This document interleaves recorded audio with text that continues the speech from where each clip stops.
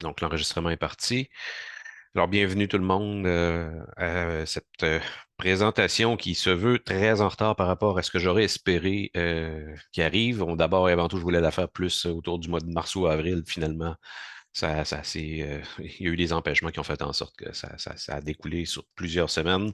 On est rendu au mois de juin déjà. Et c'était supposé d'être mardi. Je veux d'abord m'en excuser. On a eu un problème avec le lien Zoom fourni par la fac. Apparemment, ils avaient mal configuré le lien, ce qui faisait en sorte que personne ne pouvait y accéder à part eux autres. Donc, il a fallu reporter à aujourd'hui le webinaire sur l'échantillonnage de la résolution optique. Donc, l'idée de ce webinaire-là, c'est un peu un complément, je dirais, par rapport aux deux précédents qui avaient été faits. Le plus récent étant sur la différence entre une comparaison entre les caméras couleur, comment faire de la photo couleur, et les caméras monochromatiques astronomiques. Puis le précédent qui était quand même très long, mais qui, je pense, qui était probablement le plus sophistiqué que j'ai fait, qui était sur les liens entre l'exposition et le bruit qu'on peut avoir dans les images et comment optimiser ces paramètres de capture en acquisition astrophotographique. Donc, dans ce webinaire-là, où on parlait de bruit, de temps d'exposition, les paramètres de caméra comme le gain, ce genre de choses-là, puis de temps d'exposition optimal quand on faisait de l'empilement. Euh, Celui-ci va être un peu un pendant à ça, mais du côté plus de ce que je vais appeler l'information spatiale ou le détail dans une image. Donc, comment optimiser le détail, c'est quand même assez dépendant d'un certain facteur. Ceci dit, je vous dirais tout de suite que ce n'est pas le paramètre le plus important. Il ne faut pas perdre de sommeil et faire obséder sur ça. La majorité des astrophotographies que vous allez voir sur le web ou par même des astrophotographes professionnels, très souvent ne respectent pas complètement les paramètres que je vais vous mentionner ce soir. Donc, parlons-en. Je vais juste me mettre avec mon pointeur laser. Bon, voilà. Donc, au programme, qu'est-ce qu'on va couvrir? Donc, on va d'abord parler du rationnel qui, derrière l'idée de pourquoi on veut regarder un peu plus en détail l'aspect de l'échantillonnage et de la résolution optique de notre télescope ou de notre lentille, peu importe, et quels sont les paramètres qui interviennent dans ce calcul-là pour nous mener à ce qu'on appelle une résolution effective. Ensuite de ça, bon, on va couvrir comment ça se calcule, la résolution optique, qu'est-ce que c'est exactement? Oui, il va y avoir des maths. Certaines des maths, au tout début, là, il y a des maths sophistiquées que vous n'avez pas besoin de retenir du tout. C'est juste une question de vous me présenter l'origine de et d'où viennent les choses. Mais après ça, les petites équations redeviennent assez simples assez rapidement. L'effet de la scintillation et du focus. Donc, c'est sûr que la résolution optique va beaucoup dépendre de votre optique, c'est-à-dire du télescope lui-même. Ceci dit, il y a d'autres paramètres dans l'environnement qui interviennent et la pratique de l'utilisateur. Donc, c'est-à-dire, si vous faites un mauvais focus, peu importe ce que je vais vous dire aujourd'hui, vous allez avoir une très mauvaise résolution. Donc, il faut penser à faire son focus correctement. La résolution effective, donc on va combiner tous ces éléments-là pour parler de résolution effective avant d'embarquer sur les concepts d'échantillonnage en imagerie et surtout le concept qui est un peu central, on dit en anglais le pixel scale. Vous allez voir un synonyme qui va être le image scale, donc l'échelle d'image ou l'échelle du pixel. Ça est relié au concept d'échantillonnage couplé avec les aspects de résolution. Donc c'est un peu le paramètre le plus critique ou le plus important à retenir quand on parle d'optimisation. On va parler d'échantillonnage optimal versus la résolution effective à travers le pixel scale. Et on va aussi arriver à parler de ce qu'on appelle du sous-échantillonnement et du sous-échantillonnage, pardon, et du suréchantillonnage. Puis là, on va rentrer sur un des derniers aspects. Je ne vais pas couvrir dans le détail comment on fait de l'autoguidage, mais les performances de l'autoguidage ont un impact sur la résolution et ce que vous allez pouvoir obtenir dans vos astrophotos, bien entendu. Donc, tous ces paramètres-là interagissent ensemble et font en sorte qu'on va avoir quelque chose qui va nous donner des détails très fins ou non. Les techniques de contournement. Donc là, le principal de la présentation de ce soir va s'axer sur le matériel, c'est-à-dire l'équipement quand on fait la capture. Il existe des techniques en post-traitement. Quand on prend les images qui ont été capturées, si on va sur un ordinateur, on utilise des logiciels pour faire de l'empilement, ce genre de choses-là, pour générer notre astrophoto. Il existe dans ces logiciels-là des techniques qui permettent de, entre guillemets, contourner le fait qu'on ne peut pas avoir des conditions suboptimales d'échantillonnage. Je vais les expliciter. Là. C'est deux principalement, là, le drizzling, ou faire du drizzle qu'on appelle, et la déconvolution. Donc, commençons tout de suite par dire pourquoi, avant que je m'adresse là-dedans, n'hésitez pas à me poser des questions. C'est plus facile si vous enlevez le micro parce que j'ai pas toujours les yeux sur le chat. Si vous ouvrez votre micro puis vous m'interrompez puis vous me posez la question, ça va être plus facile comme ça. Sinon, une fois de temps en temps, je regarde le chat puis si vous m'écrivez une question, je vais essayer d'y répondre. Donc, pourquoi s'intéresser à l'échantillonnage, la résolution optique?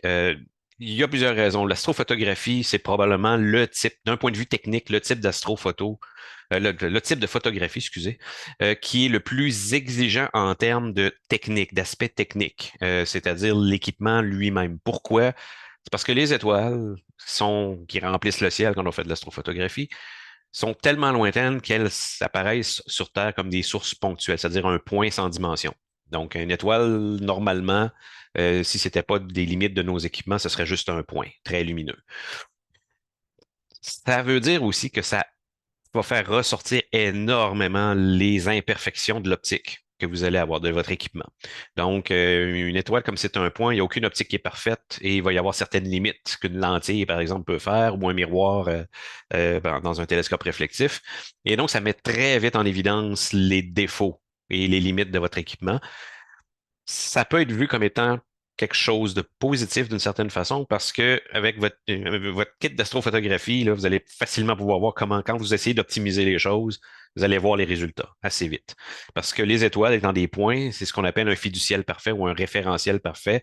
C'est ce qui va faire, en anglais, on dit faire un benchmark. Là. Donc, c'est ce qui va faire en sorte que votre image, vous allez la regarder, si vous améliorez les choses, ben, ça va se rapprocher de plus en plus d'un point quand vous allez regarder les étoiles. Donc, la vue d'ensemble, pourquoi se soucier de résolution d'échantillage? Je l'ai un peu explicité. Ce que vous voulez, c'est bénéficier des pixels plus petits des caméras d'aujourd'hui. La majorité des caméras, que ce soit astrophotographiques, voire des caméras DSLR ou les caméras mirrorless classiques qu'on peut trouver sur le marché, n'ont pas des pixels énormes comparés à ce qu'on voyait il y a 10-20 ans. On parle de pixels qui sont facilement en bas du 10 microns, voire plus bas de taille, donc ce qu'on va appeler du pixel pitch.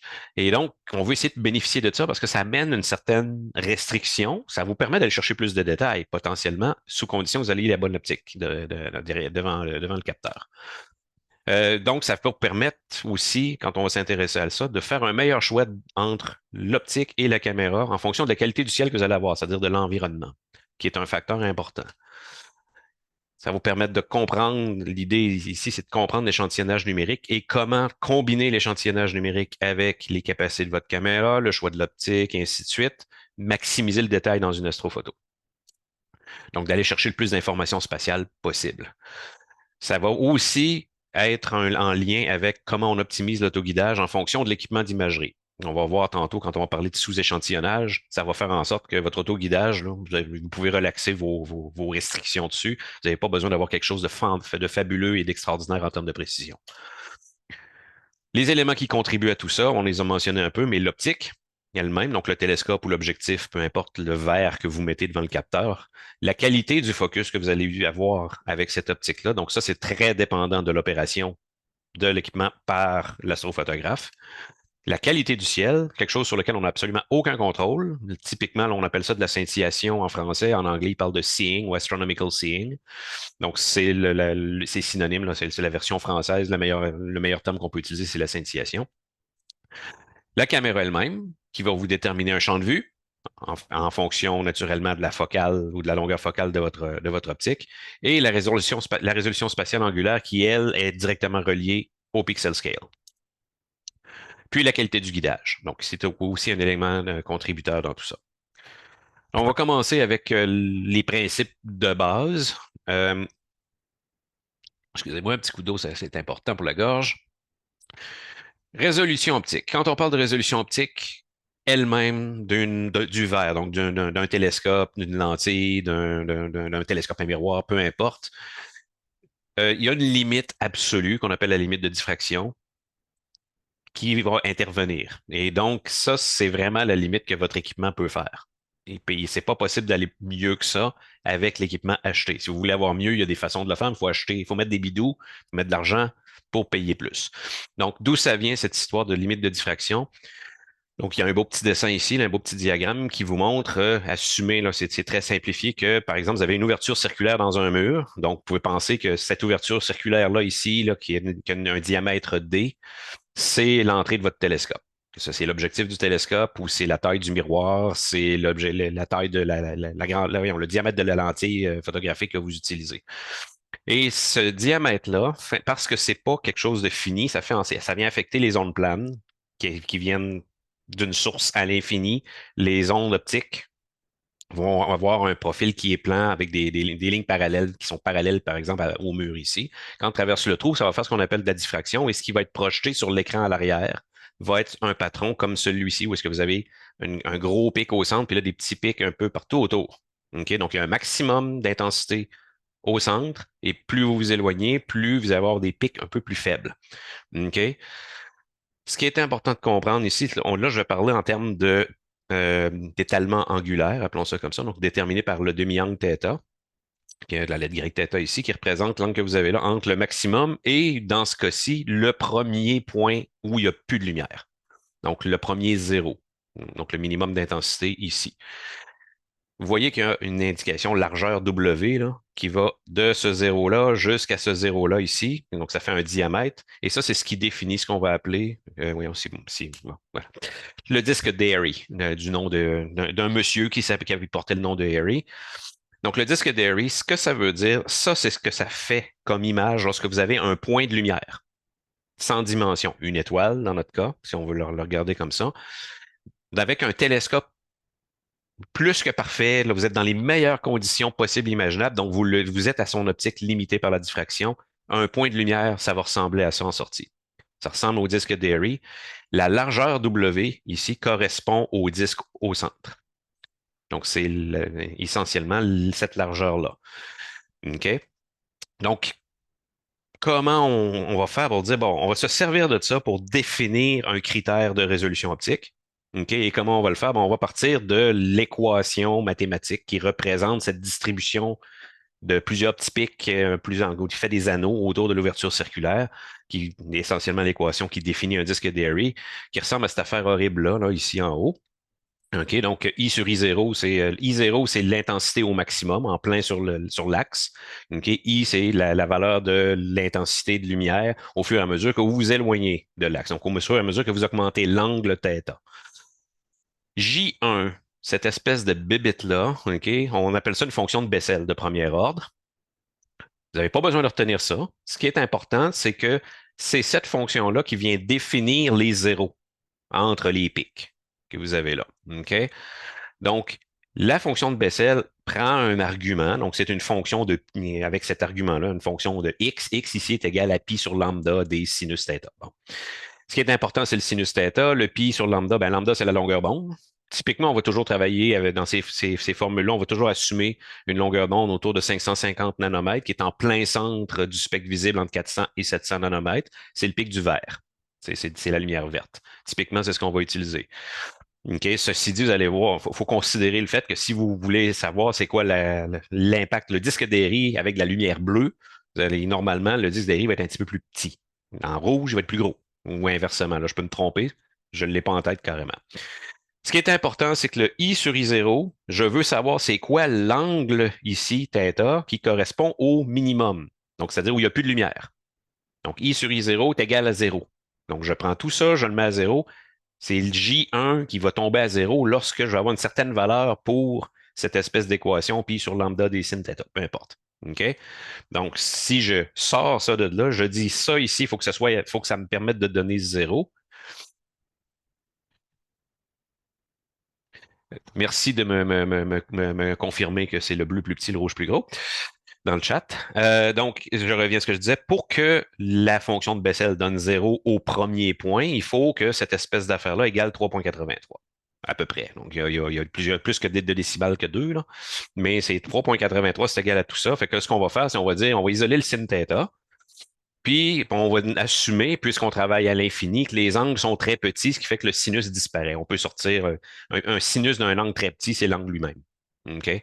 Donc, le θ devient à peu près égal à 1,22 la longueur d'onde sur le diamètre du télescope ou de la lentille.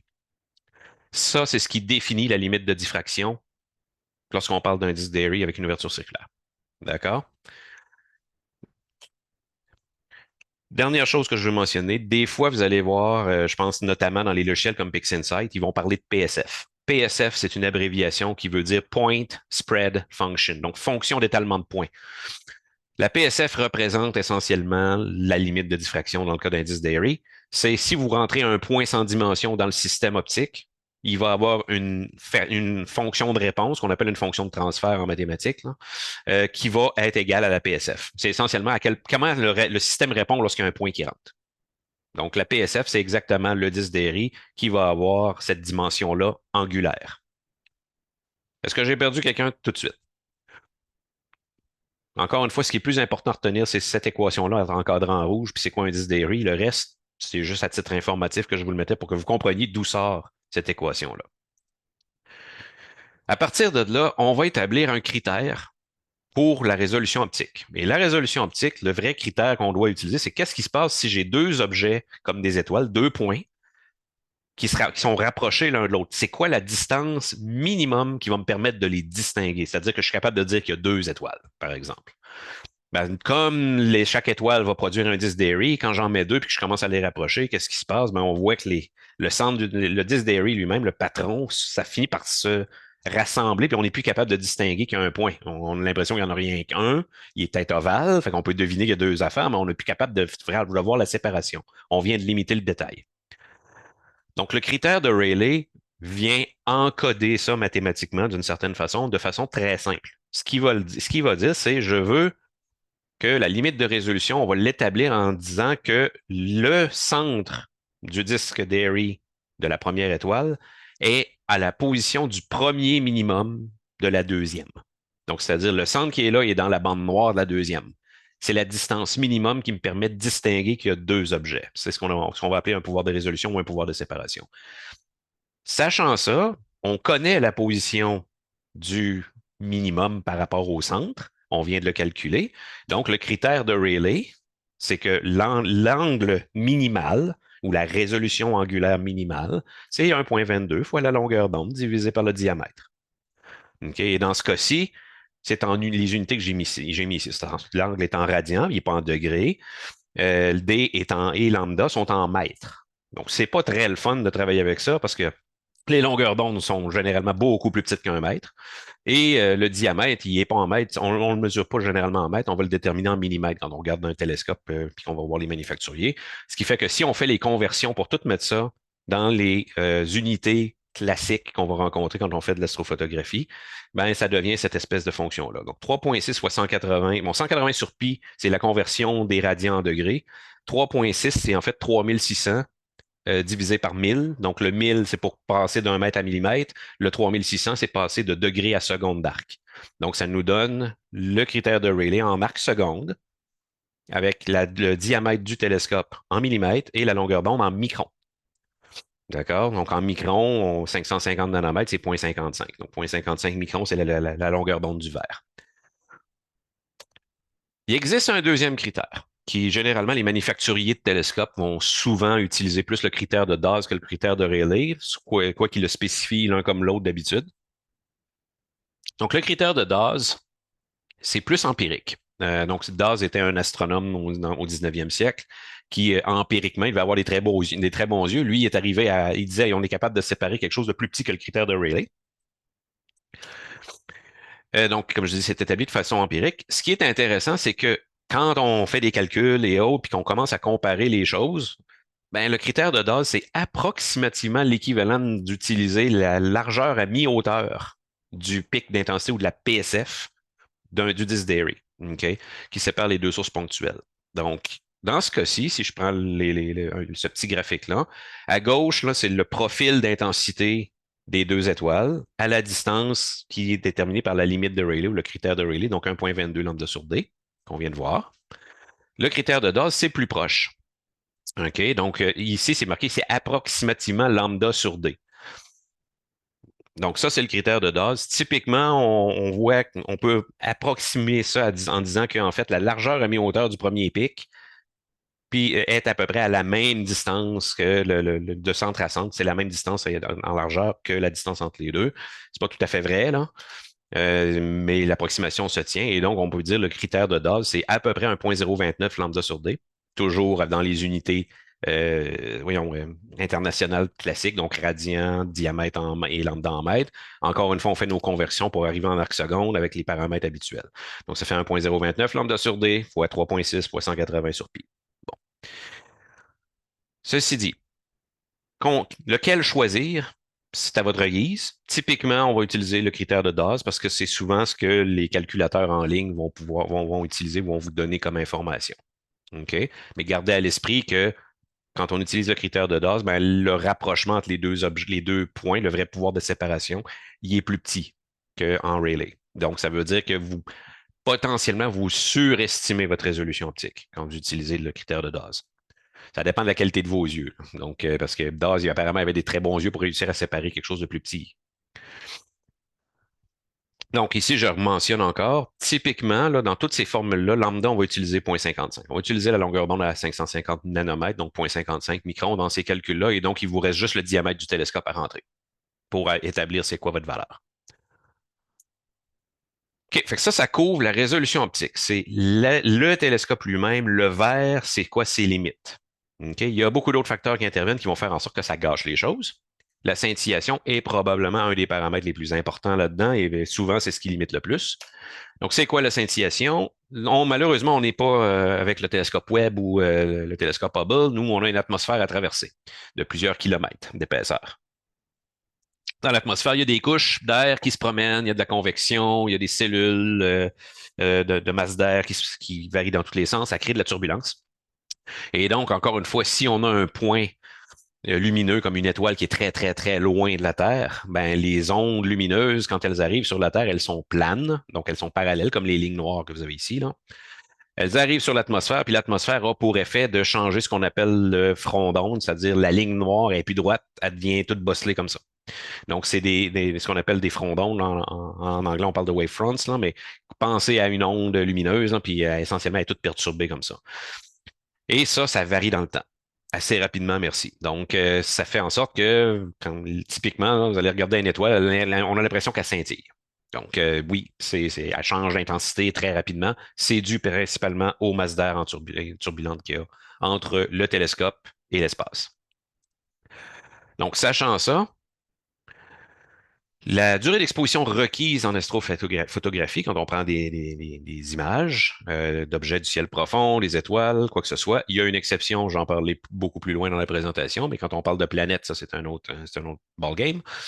L'effet va se moyenner. Donc, l'effet de fluctuation des fronts avec le temps et tout, ça va produire un flou et ça fait en sorte que la PSF, c'est-à-dire la taille du disque Dairy que normalement vous attendriez d'avoir de votre télescope si on ne considérait que sa résolution optique, va être plus grande. Ça augmente la tâche, ça crée un flou, un blur, on dit en anglais. Et donc, la PSF va avoir une largeur en arc seconde qui va être plus grande que votre critère de Rayleigh ou votre critère de Dawes. On le mesure, la scintillation, et c'est là que c'est plus intéressant d'utiliser le critère de Dawes que le critère de Rayleigh, est généralement mesuré à pleine largeur mi-hauteur. Donc, c'est le standard qui est généralement utilisé par les météorologues qui vont pouvoir prendre cette mesure-là. L'effet que ça a, ben, si vous avez une scintillation qui est excellente. On va dire que vous êtes sur une échelle de 1 à 5, là, la meilleure est à 5. Vous allez avoir pratiquement votre disc Dairy, là, ça va être très, très beau comme ça. Et au fur et à mesure que ça se dégrade, vous allez avoir des étoiles qui ressemblent de plus en plus à des affaires blettes comme ça. Là, mais vous voyez que la taille, en moyenne, grossit. Ça grossit la taille de l'étoile et ça distribue naturellement la lumière sur une plus grande surface. Donc, l'étoile est moins brillante. Sachant ça, ben, il y a plein de façons de savoir comment on peut établir dans l'environnement le soir où on regarde, où on prend des photos, ce genre de choses-là, c'est quoi qui se passe à ma localisation. Donc, il existe un site là, qui s'appelle Clear Sky Chart, il existe d'autres applications, je connais Astrospherics, c'en est une autre, qui vont vous donner cette information-là. Et il existe un standard international là, pour mesurer la scintillation, qui est la ligne Seeing ici. Là. Ça, c'était au 31 mai. Et vous voyez, là, dépendamment de l'heure là, que vous allez être, bon, généralement, rendu au petit matin, ouais, ça a commencé à baisser pas mal ici. La couleur représente une des 5 zones que je viens de mentionner. Donc, plus vous rapprochez de 5, mieux c'est. Donc, vous allez avoir une scintillation qui est meilleure. Et on peut quantifier l'intervalle auquel chacune des catégories correspond. Donc, une catégorie 1, une très, très, très mauvaise scintillation, vous êtes au-delà de 4 arcs secondes de contribution. À 2, là, on va dire que c'est une scintillation qui est mauvaise. Entre 2 et 4 arcs secondes. 3, c'est 1 à 2. 4 c'est 0,4 à 0,9. Et 5, c'est en bas de 0,4. OK, donc, ça, c'est votre valeur que vous allez utiliser pour calculer votre résolution effective en fonction des conditions de l'endroit où vous vous trouvez, de l'heure qu'il est et de la journée de la journée qui se passe. Puis là, on compte même pas la transparence du ciel, s'il y a de la présence de fumée, et ainsi de suite. S'il y a du vent, ben, ça va aussi contribuer, mais sous une autre forme, parce que là, ça va pousser, ça va faire vibrer le télescope, puis vous allez encore perdre en résolution optique à cause de ça. Au Québec, typiquement, bien en fait, à peu près à la grandeur du continent, sauf à quelques exceptions près, là, typiquement, ça va être 2 à 3 arcs secondes, la scintillation. C'est très, très rare que ça va être mieux que 1 dans les endroits où on va aller très souvent l'en faire. Normalement, si vous êtes proche de l'océan, c'est typiquement des îles des Caraïbes, là, par exemple, vous allez avoir quelque chose qui va être mieux que ça. Par contre, ce qui va arriver, c'est qu'il y a plus d'humidité dans l'air, typiquement, donc la transparence va être moins bonne. Mais bon, ça, c'est des compromis qu'il y a à faire. Fait que gardez à l'esprit que le cas typique, la scintillation typique au Québec, c'est entre 2 et 3 arcs secondes. Il y a des fois que ça peut être bien pire que ça. Quelquefois, ça va être entre 2 et 1. En bas de 1, j'y crois pas vraiment là, qu'on peut avoir ça très souvent. Il faut aller au sommet d'une montagne pour réussir à avoir quelque chose de plus petit. C'est normal quand vous êtes au sommet d'une montagne et c'est pour ça que tous les observatoires sont bâtis au sommet des montagnes. Là, on n'est même plus capable de respirer. Il y a moins d'atmosphère, il y a moins de turbulence. Tout ça m'amène à parler de résolution effective. Donc, la résolution effective, ça va être comment on va la calculer. Mais on va prendre la résolution optique, donc le critère de Dawes. OK? Et la valeur de la scintillation, puis on va faire une somme quadratique avec. Donc, une somme quadratique, c'est on additionne les carrés et on extrait la racine. Quelque chose comme ça. OK? Donc, la résolution angulaire effective, c'est le critère de Dawes au carré, plus la valeur de la scintillation au carré, extrayez la racine, vous allez avoir la valeur correspondante. Il y a d'autres facteurs qui peuvent intervenir, je vais les ajouter un petit peu plus loin. Donc, on va commencer par le suivant, la qualité du focus. Donc, la qualité du focus, ça ne dépend pas du télescope. Ça va dépendre de la qualité du focuseur de votre télescope, en partie, mais ça dépend surtout de la pratique puis de l'expérience de l'astrophotographe, parce que c'est l'astrophotographe qui va ajuster ça. Très souvent, quand on commence à vouloir augmenter la qualité puis qu'on devient plus mordu, on est prêt à mettre de l'argent là-dessus. On va acheter un petit moteur qu'on appelle un autofocuseur qui va être contrôlé par un logiciel. Le logiciel, lui, est capable de faire une routine qui va aller évaluer c'est quoi la meilleure position de focus, puis il va aller vous la chercher. Donc, ça, c'est typique de ce qui arrive. Mais quand on parle de qualité de focus, ça contribue avec la résolution effective en ajoutant un terme d'erreur. Donc, ça va la diminuer. Ça va appauvrir votre résolution effective. Donc, le terme d'erreur lui-même, on va généralement le négliger, puis on va complètement l'évacuer de notre discussion ce soir, pour la simple et bonne raison que vous avez le contrôle dessus. Vous êtes normalement capable d'éviter que votre focus soit très mauvais. Et donc, on pourrait le représenter par quelque chose comme ça. Votre résolution effective, c'est ce qu'on vient de voir. Donc, le critère de Dawes au carré plus la scintillation au carré, racine de carré de tout ça, multiplié par 1 plus un facteur d'erreur. Donc, si vous n'avez fait aucune erreur, là, vous vous ramassez avec la résolution effective qu'on vient de voir. Le moindrement que vous êtes un petit peu à côté, disons 1%, ben vous allez faire 1 plus 0,01. Ben là, vous allez augmenter votre valeur ici. Donc, là, votre résolution angulaire va empirer. Donc, je ne parlerai pas de ça plus loin. Je n'irai pas plus loin avec ça. OK? Si on regarde maintenant, on porte quelques conclusions sur la résolution optique maintenant. Donc, le télescope lui-même va avoir une résolution limitée par la diffraction. On ne peut pas faire mieux que ça. Oubliez ça. OK? Si vous voulez mieux, vous allez devoir vous procurer un télescope qui a un plus grand diamètre, une plus grande ouverture, un plus gros D dans notre équation. Et donc, par exemple, vous allez devoir passer d'un réfracteur à 80 mm de diamètre, souvent on commence avec ça quand on commence à faire de l'astrophoto, puis vous voulez faire quelque chose avec hyper du détail, puis extraordinaire, vous voulez avoir la meilleure résolution optique possible, vous allez vous payer un Célestron 14 pouces, donc 300 mm, je crois, quelque chose comme ça.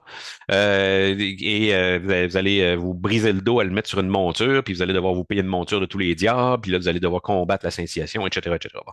Donc, en théorie, vous pourriez aller chercher une meilleure résolution optique juste en gros 600 le diamètre. OK? Typiquement, l'une des choses qu'on va faire, surtout les gens qui font du visuel et non pas de la photo, ils vont se payer des Dobson, les gros télescopes Dobson, newtoniens sur une monture basse. Un 12 pouces va avoir une meilleure résolution et en plus une meilleure capacité de capture de lumière qu'un 8 pouces. La scintillation atmosphérique, c'est généralement à nos latitudes, dans nos endroits sur le continent, là où on se trouve, nous au Québec, à tout le moins, c'est généralement ça qui va être le facteur limitatif dominant sur la résolution optique globale. Donc, on va le voir, on va faire des petits calculs un petit peu plus loin, là, des calculs très simples là, qui utilisent la petite formule de résolution effective que je viens de vous montrer. Et donc, en conséquence, souvent, dépendamment du type d'astrophoto que vous voulez faire, si vous voulez faire du planétaire, ça va être différent. Je l'ai déjà mentionné, je vais y revenir. Mais typiquement, essayez de faire de la photo avec un gros Célestron 12 pouces. Et, dans nos latitudes, si vous voulez faire quelque chose, à moins de vous voulez faire il y a des raisons pour le faire, là, pour prendre ça. Faire du galactique lointain, entre autres. C'est pas nécessairement ce qu'il y a de mieux parce que vous allez être quand même limité par l'atmosphère. Et naturellement, il faut garder à l'esprit de penser à votre focus si vous voulez avoir une bonne résolution optique au global. Donc, ici, c'est le point que je veux sortir, qui est plus ou moins à retenir, là, mais c'est le point que la résolution optique détermine la limite théorique sur l'information spatiale que vous allez être capable d'aller chercher, c'est-à-dire le détail. C'est le télescope, l'environnement qui vont vous donner ça. Vous pourrez pas faire mieux que ça. À moins de grossir le télescope, ou aller trouver un endroit où est-ce qu'il n'y a pas de scintillation ou à peu près pas. OK? Donc, le détail est entièrement déterminé par ça en soi. À peu de choses près. Il y a des éléments qui vont venir le limiter davantage quand on va commencer à parler de dire l'image que je produis avec le télescope, il faut que je l'enregistre. Et généralement, on utilise un dispositif qu'on appelle une caméra pour faire ça. Et là, la caméra, on n'utilise plus aujourd'hui des caméras à film. Le film photographique, à son époque, avait ses propres limites, bien sûr. Notamment, il n'est pas aussi sensible que les capteurs qu'on a aujourd'hui. Ça prenait beaucoup plus de temps de faire la même image, mais il y avait aussi des limites en résolution dues à la taille des cristaux, ce genre de choses-là, voyons, silver halide, j'ai pas le terme en français, mais les cristaux qui sont les produits chimiques qui sont utilisés pour faire du film. Aujourd'hui, les caméras qu'on utilise sont des caméras digitales, sont des numériseurs, et donc parce que ce sont des numériseurs, ils sont sujets au concept d'échantillonnage. Il faut penser à l'échantillonnement de nos images. En plus de ça, ben, les caméras numériques ont des propriétés qui interagissent entre elles. OK? Notamment, la taille d'un pixel va être liée au bruit dans une caméra. Plus le pixel est petit, généralement, plus le bruit va être élevé dans le pixel pour un même temps d'exposition d'un objet fixe, c'est-à-dire d'un objet qui émet une certaine quantité de lumière. Donc, parlons-en des paramètres pertinents. Première chose, c'est le nombre de pixels qui forment l'image. Donc, ça, c'est la taille du capteur au global. Ça va déterminer ce qu'on appelle le champ de vue en français ou en anglais le field of view, FOV. Vous allez voir ça souvent lorsque vous lisez sur des articles ou des papiers techniques là, sur l'astrophotographie ou l'astronomie. FOV, c'est une abréviation pour field of view ou champ de vue. Donc, c'est la taille que l'image couvre dans le ciel. OK? Généralement, la taille angulaire. Encore une fois, donc c'est mesuré en degrés, arc minute puis arc seconde. Le deuxième paramètre important, la taille des pixels. En anglais, on va parler de pixel pitch. Okay? Donc, un pixel a quelle taille? Okay? C'est le plus petit élément qui va venir échantillonner l'image que vous allez produire avec votre télescope. C'est généralement mesuré en microns. Et ça, c'est ce qui détermine l'échantillonnage. Comme je disais, la taille des pixels va avoir un impact sur ce qu'on appelle le shot noise. Donc ça réfère d'une certaine façon au webinaire sur le bruit que j'avais fait il y a déjà plus qu'un an, je pense, qui est enregistré, qui est disponible sur la chaîne YouTube. Plus un pixel va être petit, plus le bruit sera élevé pour un temps d'exposition fixe. C'est normal, un pixel plus petit couvre moins de surface angulaire dans le ciel. Et donc, il y a moins de lumière qui arrive sur le pixel pour le même temps d'exposition. En conséquence, avec du shot noise, le bruit le bruit de photon qu'on appelle, en anglais shot noise, va être entièrement relié à la quantité de photons capturés par un facteur de racine carrée. Donc, parlons-en des concepts d'échantillonnage numérique. Qu'est-ce qu'on veut dire par là? Bon, pour faire ça simple, parce que là, je vais sortir le terme de théorème de Nyquist à la prochaine diapo, mais on va essayer de faire ça plus simple pour pas que ce soit trop théorique et abstrait. Considérant que le plus petit point d'information spatiale dans l'image correspond à une image circulaire soumise à notre résolution optique effective. Donc, ce qu'on vient de calculer, on dit on prend un point, ce qui sort du télescope, considérant l'atmosphère, considérant notre focus, considérant les capacités du télescope lui-même, ça donne un point qui a une certaine dimension angulaire qu'on appelle la résolution optique effective. Donc, ça, c'est notre plus petit point d'information spatiale. Ce que je veux savoir, c'est quel est le nombre minimum de pixels pour reproduire la forme de cet objet-là, donc cette tache qui a une certaine largeur angulaire, pour que ça ait l'apparence d'être un cercle. Donc, je veux pas avoir juste un pixel allumé qui est carré ou je veux pas avoir des carrés ou quoi que ce soit. C'est combien de pixels ça va me prendre au minimum. Donc, c'est ce qui détermine ce qu'on va appeler, en théorie, quand on parle d'abstrait, dans le théorème de Nyquist-Shannon, la fréquence. Donc, l'échantillonnage le théorème de Nyquist, ce que ça dit, c'est que l'échantillonnage d'un signal, peu importe que ce soit une image, que ce soit un signal audio qui sort d'un CD, d'un disque CD quand on veut l'écouter de la musique, qui arrive de Spotify, peu importe, c'est tout digital, ces choses-là, ben, le signal audio, lui aussi, a été échantillonné au même titre que l'image, par exemple. C'est les mêmes principes pour réussir à aller chercher la fréquence la plus élevée, l'information maximum dans le signal ou dans l'image, il faut le double de la fréquence de cette information-là qui est représentée par la fréquence la plus élevée dans le signal lui-même qu'on va échantillonner. En d'autres termes, il faut qu'il y ait au moins 2 pixels dans chaque dimension spatiale pour reproduire le plus fin détail dans une image qui est déterminée par notre résolution optique effective, qu'on a calculé avec la racine carrée le carré de la somme des doses plus la scintillation, ainsi de suite. Donc, ça prend un minimum 2 pixels en X puis en Y. Dans le cas d'un objet circulaire, typiquement, on va dire qu'il vaut mieux peut-être viser entre 2 et 3 pixels. Peut-être un petit peu plus que 2, c'est mieux. OK? Puis, ben, une petite représentation de ça, ben, si vous avez une étoile qui est représentée par le cercle noir ici, ben, qui rentre dans un seul pixel, ben, elle va sortir comme une boîte blanche. Ça va être un carré blanc. Si c'est quelque chose qui nécessite qu'avec la taille des pixels, vous ayez 2 pixels dans chaque dimension, ça va sortir encore carré. Mais quand vous êtes rendu à 3, ben là, OK, là, ça commence à ressembler à quelque chose un petit peu plus circulaire. Oui, il faut avoir de l'imagination, ça ressemble plus à une croix, là. Mais dans une image, si vous allez zoomer beaucoup dans vos astrophotos, vous regardez des étoiles, ça, c'est à peu près le minimum qu'on aimerait avoir. Donc, ça représente à peu près 2 à 3 pixels. Parlons maintenant, là, on fait le lien entre l'échantillonnage et la résolution optique effective elle-même. C'est ce qu'on va appeler le pixel scale. OK? Donc là, on va dire un pixel, ça représente combien en arc seconde en surface angulaire du ciel, sur le ciel, avec le télescope que j'ai. Donc là, on fait le lien avec l'optique. Donc, c'est la surface angulaire du ciel sous-tendue par un pixel de la caméra, qui est déterminé, n'oubliez pas, la taille du pixel de la caméra, c'est le pixel pitch, qui est déterminé, qui est fourni par le manufacturier, ils vont vous le dire dans les spécifications de la caméra. Donc, c'est la limite de résolution spatiale de la caméra elle-même. Donc là, ce qu'on parle on prend le télescope, là, on vient rajouter notre numériseur, notre caméra, et l'ensemble de tout ça a une nouvelle résolution spatiale complète, qui est une combinaison de la résolution optique effective et de la taille du pixel, ou le pixel scale. OK? C'est le rapport entre la taille du pixel, donc le pixel pitch, en micron, pardon, et la longueur focale du télescope lui-même. Donc, ça ressemble à ça, encore une fois avec notre facteur de conversion qui me permet de le ramener en arc seconde.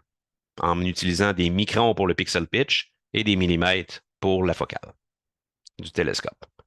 Qu'est-ce que ça veut dire, ça? Plus votre pixel pitch va être petit, plus votre pixel scale va être petit. Donc, vous allez avoir une meilleure résolution spatiale avec des plus petits pixels. N'oubliez pas, plus petits pixels augmentent le bruit. Il y a ça aussi à considérer. Plus votre télescope va avoir une longueur focale grande, donc plus vous allez vous en aller vers des grandes focales, mieux va être votre pixel scale. Il va être encore petit. Donc, vous allez échantillonner quelque chose de plus fin si vous augmentez la focale puis que vous diminuez les pixels. L'inverse est aussi vrai, bien sûr. Réduisez la focale, augmentez la taille des pixels, ben là, vous allez perdre dans votre échantillonnage pour une source lumineuse qui a certains détails angulairement représentés dans le ciel. Donc, les détails les plus fins d'une nébuleuse, par exemple, ben, si vous prenez une courte focale et des gros pixels, vous allez les perdre, par exemple. OK? Donc, c'est ce que signifie ce calcul-là. On va prendre des exemples et on va se mettre à faire des petits calculs pour le faire. Soyons un peu plus pratiques. Bon, assumons qu'on a une caméra qui a un pixel pitch, donc une taille de pixel, excusez-moi, de 3,76 microns. Donc, dans ce cas-ci, j'ai fait exprès, naturellement, c'est des caméras qui existent. C'est des ZWO, la AIC 533, qu'elle soit mono ou couleur, ça n'a pas d'importance, ou la AIC 2600. Ce sont deux capteurs vendus par Sony qui sont utilisés par la compagnie ZWO pour faire des caméras astronomiques qui sont essentiellement la même technologie, c'est juste que la 2600 a un capteur qui est plus gros que la 533. OK? Quel télescope va être le plus optimal pour matcher ça puis maximiser notre échantillonnage, d'aller chercher l'échantillonnage optimal ou l'échantillonnage critique, qu'on va dire, c'est synonyme, en assumant qu'on a une scintillation de 2 arcs secondes, qu'on est dans une localisation où est-ce qu'on a 2 arcs secondes de ciel, de scintillation dans le ciel. On va calculer ça avec 3 télescopes qu'on peut trouver sur le marché. Okay, donc le William Optics Red 451, qui est quand même assez bien connu, c'est un beau petit réfracteur. On l'utilise pour faire du grand champ. Il y a 51 mm d'ouverture, donc son diamètre est de 51 mm. C'est pas un très gros diamètre. Donc ça veut dire que sa résolution optique, son critère de DAS va être moins bon. Il va être plus gros. Il est moins capable de résoudre parce qu'il y a une petite ouverture. Une focale de 250 mm. Bon, le F-number, je l'ai mis, mais c'est simplement le rapport entre la focale et l'ouverture. Le critère de Dawes, quand on le calcule, pour 550 nanomètres, tel que montré un peu plus tôt, ben, ça va être 2,27 arcs secondes. La résolution effective pour 2 arcs secondes de scintillation, c'est ça au carré, 2,27 au carré, plus plus 2 au carré. On extrait la racine, ça donne 3,03 arcs secondes. Le pixel scale, si on prend 250 mm, puis une caméra qui a 3,76 microns de pixel pitch, ça donne 3,1 arcs secondes par pixel. Maintenant, je veux savoir c'est combien de pixels j'ai dans la résolution effective. Ben, je fais la division. C'est le taux d'échantillonnage, donc le nombre de pixels dans la PSF effective. La PSF étant la résolution effective ici de 3,03. OK, donc je fais 3,03, je divise par 3,1, ça donne 0,98. J'ai même pas, enfin, j'ai à peu près 1 pixel dans ma résolution effective dans ce cas-ci. Si je prends un autre télescope, tu as un télescope de 4,5 pouces, c'est le Starfield Gear 115 EDT, qui est un télescope, bon, Starfield, c'est une compagnie canadienne, mais il existe de la compagnie Astrotech qui utilise exactement le même tube. La majorité des télescopes sont faits en Chine, puis ils les revendent à plusieurs compagnies. Lui, c'est un 115 mm d'ouverture, donc 4 pouces et demi à peu près, avec une focale de 805 mm, donc beaucoup, beaucoup plus long que l'autre. Critère de DAS 1.01, c'est meilleur, 1 arc seconde, c'est pas mal meilleur que le 2.27 du Red 4. Avec un pixel scale pour 3.76 microns avec ces deux caméras-là et 2 arcs secondes de scintillation, ça va nous donner 2.24. Ça fait 0.96 de pixel scale et le taux d'échantillonnage est à 2.33. On est entre notre 2 et 3. Donc lui, il serait bon. Il serait pas mauvais. Allons à l'autre bout. On va prendre un Schmidt Cassegrain, un Celestron Edge HD 8 pouces, 203 mm d'ouverture, 2000 mm de focale, donc 2 mètres de focale, très très long, OK, avec un critère de DAS de 0.57. Ah, lui, il a une résolution d'optique de tous les diables. OK, mais couplez-le à 2 arcs secondes, ça vous donne 2.08 au final. Entre 2.24 et 2.08, il n'y a pas beaucoup de différence. Hein? Vous voyez le point de dire la scintillation domine très souvent. Le pixel scale pour un 3.76 microns de pixel pitch, ça donne 0.38. Là, ben, .38 dans 2.08, c'est 5.47 pixels dans la PSF. Donc là, vous avez beaucoup de pixels dans votre résolution effective. Qu'est-ce que ça veut dire? Dans le premier cas avec le RED 4, on va dire qu'on est sous-échantillonné. On est en bas de notre critère de 2 à 3 pixels. Dans le cas du Celestron, on va être suréchantillonné. On va avoir plus de pixels que nécessaire pour notre résolution. Et naturellement, le Starfield, lui, est optimal. Lui, il va vous donner à peu près quelque chose entre 2 et 3.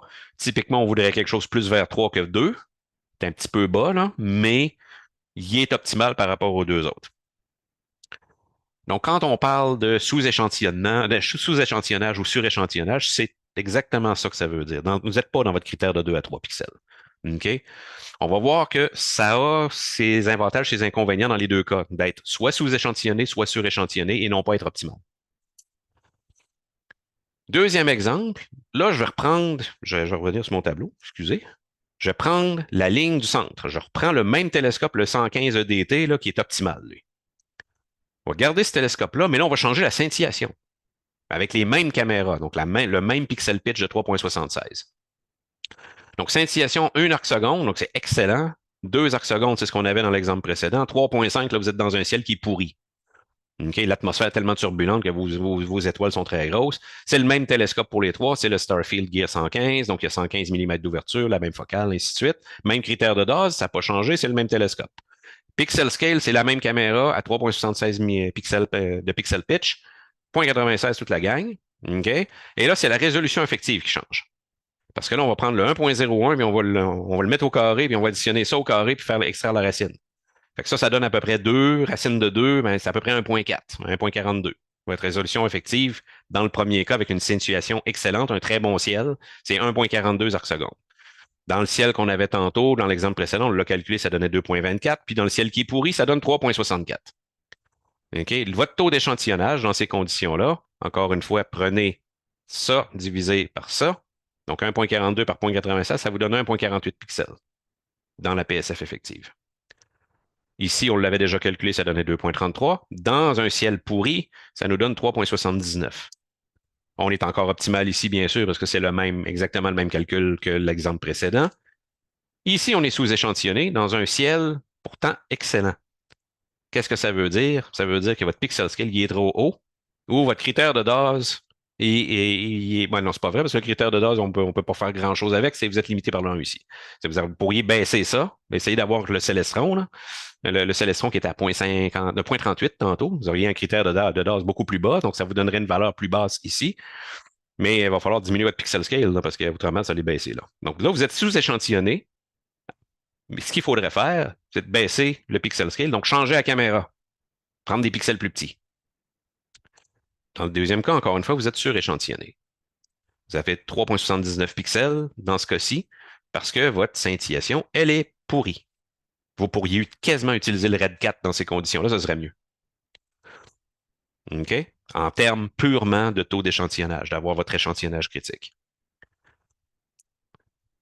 Troisième exemple, là, on va garder encore une fois le même télescope, le 115 mm le 115 mm d'ouverture, à une localisation où est-ce que vous avez 2 arcs secondes de scintillation, mais là, on va changer les caméras. On va en prendre une. On prend en fait une caméra qui est capable de faire 2 bits. On va la biner, là, mais bon. La 294 mono est capable de faire. Elle a 2.31 microns de pixels en bin 1, qu'on appelle. Puis elle a un deuxième mode qu'on dit bin 2, qui, ça, c'est 4.63 microns. Donc, la taille de pixels est doublée entre les deux. Donc là, le pixel pitch qu'on avait tantôt pour les deux premiers exemples, c'est 3.76. Je l'ai remis ici. Donc, c'est encore une fois les mêmes valeurs que le premier tableau qu'on a vu. Donc, le 2.33 ici, là, ça reste toujours la même chose. Mais si je prends un pixel pitch plus petit de 2.31 ou un pixel pitch plus gros de 4.63 pour le même télescope et la même scintillation, là, on vient changer notre pixel scale. 0.59 dans le premier cas, parce que le pixel est plus petit. 1.19 quand on a grossi le pixel. Faites le calcul sur la résolution effective qu'on avait calculée de 2.24, puis ça vous donne ces valeurs-là. Encore une fois, au centre, on est optimal parce qu'on l'avait calculé tantôt. On n'a pas changé quoi que ce soit de paramètre. Là, c'est le 4.63 microns, le pixel est plus gros. On est rendu sous-échantillonné légèrement. On est en dessous de 2. Dans l'autre cas, on est suréchantillonné. Donc ça vous donne les exemples de calcul de toutes ces choses-là. Vous n'avez pas besoin de retenir toutes les formules. Je vais vous amener, vous montrer un site web, là, si vous ne le connaissez pas, sur lequel vous pouvez aller, il va pouvoir vous faire tous ces calculs-là, sans que vous ayez à vous à retenir les formules vous-même. Un point important à considérer, là, on parle d'échantillonnage optimal ou d'échantillonnage critique, puis là, je mets beaucoup l'accent de dire, ben là, il faut que vous soyez entre 2 et 3, mais il y a quand même une autre chose qu'il faut considérer. Prenez en compte le champ de vue qui est requis pour regarder un objet. Si vous allez regarder Andromède, la galaxie d'Andromède, c'est un objet qui est extrêmement gros dans le ciel, puis que vous voulez avoir des très petits pixels, ben, on va faire le calcul. Prenons une AEC 2600, là, qui était à 3,76 microns de pixel pitch. C'est un chip. Donc, le capteur lui-même fait 26 mégapixels, donc 6248 mégapixels par 4176. Donc, ça vous donne un certain champ de vue angulaire dans le ciel qui est de 1,76 par 1,12 degrés avec le 115, donc le télescope Starfield Gear. OK? Vous allez comprendre pourquoi j'utilise toujours ce télescope-là, c'est parce que je l'ai. C'est normal que je l'utilise, je le connais bien. Maintenant, si je dis, ben non, moi, je veux quelque chose avec des pixels plus fins, ben, je veux aller avec une caméra qui fait du 2,3 microns de pixels. Donc, je veux ma AEC 294 de tantôt, mais je ne veux rien perdre en champ de vue. Ben là, il va falloir que le capteur à 2,3 microns de pixels, il soit 10 000 pixels dans une direction, 7 000 dans l'autre. Ça devient une caméra de 70 mégapixels. Et ça, c'est pour avoir le même champ de vue. Donc, si on regarde ici, dans ce cas-ci, c'est la nébuleuse de la Lagune là, qui est représentée. Le cadre rouge, c'est le champ de vue de ma 2600 avec le télescope 115 EDT pour un 3,76 microns de pitch. Donc, le 6248 par 4176 pixels. Si je fais juste remplacer le 3,76 par 2,3 microns, donc je prends la même quantité de pixels, mais je mets un pixel pitch plus petit, c'est le cadre jaune qui va apparaître. Donc, j'ai perdu en champ de vue. Dans le cas de cet objet-là, c'est pas un gros problème parce qu'il apparaît quand même complètement dans le cadre, il est dans le champ de vue de la caméra. Mais si je voulais absolument récupérer mon champ de vue de cadre rouge, ben là, il faudrait que j'aille à peu près à 10 000 par 7 000 pour cette taille de pixels-là pour avoir le cadre vert, qui est à peu près la même taille. OK? Donc, le champ de vue va être lié d'une certaine façon au pixel pitch parce que ça va dépendre du nombre de pixels qu'il y a sur le capteur. Et généralement, des capteurs de 70 mégapixels en astrophoto, j'en connais pas présentement. Du moins, à moins qu'il y en ait dans des full frame. Mais là, on ne parle même pas de la même chose, c'est que le pixel pitch va être plus gros, mais le chip va être plus gros lui aussi, en termes de dimension globale. Donc, il faut garder ça à l'esprit. Et ce que ça veut dire, c'est qu'il va arriver souvent, et c'est pour ça que je le mentionnais au tout début de la présentation, il ne faut pas obséder sur l'échantillonnage parce qu'il y a d'autres facteurs qui interviennent. On peut vouloir dire, ben, je vais accepter d'être sous-échantillonné, de ne pas avoir assez de pixels dans ma résolution parce que je veux un grand champ de vue. Donc, parlons-en un peu des deux conditions qui sont non optimales. Donc, le sous-échantillonnage, c'est quoi ses avantages, ses inconvénients? Premier avantage d'être sous-échantillonné, la facilité de suivi et de guidage. Votre monture va travailler moins, votre autoguidage n'a pas besoin d'être aussi bon. Parce que quand on est sous-échantillonné, la plupart des défauts de suivi et de guidage vont être cachés dans le pixel, parce que le pixel est assez gros. Il ne vous permet pas d'avoir une résolution au final qui est meilleure que le pixelateur de pixels que vous avez. Donc, ça facilite la prise de vue. Ça va relaxer les besoins de la monture et de l'autoguidage.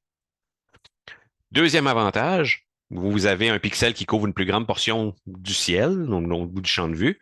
Donc, ça veut dire que comme vous couvrez une plus grande portion du ciel, ben, la lumière qui va être absorbée, qui va être enregistrée par le pixel, qui va être capturée, va être plus importante, va avoir plus de signal pour le même temps d'exposition. Donc, ce que ça veut dire, vous allez avoir moins de bruit au final. Donc, vous allez pouvoir mettre un temps d'exposition plus court pour avoir un signal équivalent que si vous aviez un pixel beaucoup plus petit et qui couvrait moins de surface. Donc, ça va plus vite faire une photo de qualité équivalente. Par contre, le gros désavantage, vous perdez les fins détails parce que vous êtes sous-échantillonné. Donc là, ce qui arrive, c'est que vous n'avez plus assez de pixels pour aller chercher, maximiser ou optimiser l'échantillonnage de votre résolution effective, qui définit c'est quoi l'information spatiale que vous êtes capable d'aller chercher dans votre équipement en fonction des conditions atmosphériques. Donc, c'est le facteur limitatif de résolution globale de l'équipement dans votre photo, donc votre capacité à avoir des détails, est limitée par la taille du pixel. Encore une fois, dans un cas où le champ de vue désiré est grand, Si vous voulez regarder Andromède, ben, Andromède, la rentrer dans une photo, vous n'allez pas faire ça avec un Célestron Schmidt-Cassegrain avec 2 mètres de focale, là. Ça ne rentre pas. Vous zoomez beaucoup trop, le grossissement est beaucoup trop fort. Donc, il va arriver très souvent qu'on va être sous-échantillonné quand on va faire du grand champ de vue. À l'inverse, le suréchantillonnage, ses avantages, ses inconvénients, c'est moins évident, OK? Mais à considérer quand même. Naturellement, l'avantage numéro un, bien sûr, vous allez maximiser le détail. Parce que là, vous êtes suréchantillonné, vos pixels sont tellement petits par rapport à la limite de résolution effective optique que c'est l'optique et la scintillation qui vient tout limiter l'information que vous allez chercher. Donc, l'information spatiale, les détails les plus fins, c'est limité par votre équipement et l'atmosphère. La taille du pixel n'a plus rien à voir là-dedans. C'est plus un facteur limitant. OK? Donc, si vous voulez vraiment maximiser le détail, vous êtes aussi bien d'être plus suréchantillonné que sous-échantillonné. Par contre, il faut considérer les deux désavantages d'être suréchantillonné. Votre temps de capture va être plus long, puis il va y avoir plus de bruit dans l'image pour un temps d'exposition fixe. Encore une fois, le pixel étant plus petit, il couvre moins de surface angulaire du ciel, donc il y a moins de lumière équivalente qui va rentrer dans le pixel. Donc, vous allez devoir soit exposer plus longtemps pour diminuer le bruit, soit vous allez devoir changer la caméra pour prendre des pixels plus gros. OK? Et donc là, vous allez contrecarrer, vous allez devoir faire un compromis entre le détail et le temps de capture. Et enfin, naturellement, le pendant inverse de l'autre. Si là, vous allez avoir l'impact de la scintillation va être plus important, oui. La résolution optique de votre télescope est fixe, est inclus dans la résolution effective. Mais là, votre guidage puis votre suivi, votre monture, ça va devenir pas mal plus critique, là. Parce que là, les erreurs de guidage, les défauts de la monture dans son suivi, ils vont être beaucoup plus visibles comparativement parce que le pixel est tellement petit qu'il va vous les faire sortir. OK? Donc, vous allez avoir plus de difficultés à faire des étoiles rondes. Ils vont avoir l'air d'un œuf ou ils vont être étirés. Il peut y avoir d'autres problèmes du type que, par exemple, vous avez un non-parallélisme, ce qu'on appelle un tilt du capteur de la caméra par rapport à l'axe optique du télescope. Bon, ce genre de choses-là, tout ça, ça va ressortir plus. Donc, c'est ce qui complique les choses quand vous êtes suréchantillonné. Donc, c'est plus difficile de faire une bonne photo lorsqu'on est en suréchantillonnage. Par contre, on va aller maximiser le détail. Très souvent, ça va de pair. La cause de la taille du capteur, la taille des pixels vont de pair. Puis là, on veut j'ai cherché du détail, fait qu'on veut réduire au maximum la résolution optique de notre télescope. Donc, on va avoir une limite de diffraction plus basse, un critère de Dawes plus petit. Ben là, ça veut dire généralement, on va avoir un télescope genre un Célestron Schmidt-Cassegrain avec 2 mètres de focale. À 2 mètres de focale, vous avez un plus fort grossissement. Donc, vous regardez une portion beaucoup plus restreinte du ciel, le champ de vue est beaucoup plus petit. Donc, encore une fois, ça augmente les difficultés de suivi. Donc là, ce que je vais faire, est-ce que je vous ai perdu? Vous êtes encore là? Tout le monde est correct? Je vois pas de commentaires, pas de messages, donc j'assume que vous êtes correct. Ce que je voulais faire, c'est, je vais vous présenter le petit site que je vous parlais tantôt, puis on va regarder quatre ou cinq exemples qui représentent assez bien le type d'imagerie qu'on peut faire. Soit du grand champ, je parlais de la galaxie d'Andromède qui couvre beaucoup de ciel, les grandes nébuleuses comme Orion. Là, on va parler de nébuleuses planétaires. Bon, là, on parle d'objets beaucoup plus petits dans le ciel. Les amas globulaires, où là, c'est des étoiles, donc vous voulez avoir une bonne résolution, et ainsi de suite. Puis probablement les éléments les plus difficiles à photographier, c'est les galaxies lointaines. Très petites dans le ciel, elles ne couvrent pas beaucoup de surface angulaire et peu lumineuses en plus. Donc ça, c'est probablement ce qui est le plus dur. Donc le site web en question, si je peux retrouver mon... Voilà. Je suis pas mal certain que certains d'entre vous le connaissent. Sinon, vous le connaissez tous, auquel cas, je ne vais pas m'éterniser là-dessus. Vous pouvez m'écrire dans le chat si vous avez tous vu ça déjà, fait que je ne veux pas perdre mon temps là-dedans. Donc, ça s'appelle astronomy.tools. Donc, vous rentrez ça comme adresse, ça va vous mener sur ce site-là. Puis là, naturellement, c'est en anglais, malheureusement, donc je pense pas que ça existe en français, mais c'est quand même assez facile de s'y retrouver. Il y a deux choses qui peuvent être il y a deux choses, deux éléments dans le site web là, sur lesquels vous devriez qui concernent les calculs qu'on parle depuis tantôt. Le Field of View, ici, donc champ de vue, ou le bouton FOV Calculator. Puis la liste de calculateurs disponibles ici. Je vais y revenir sur cet aspect-là, mais moi, je voulais surtout regarder les champs de vue. Donc, vous appuyez là-dessus.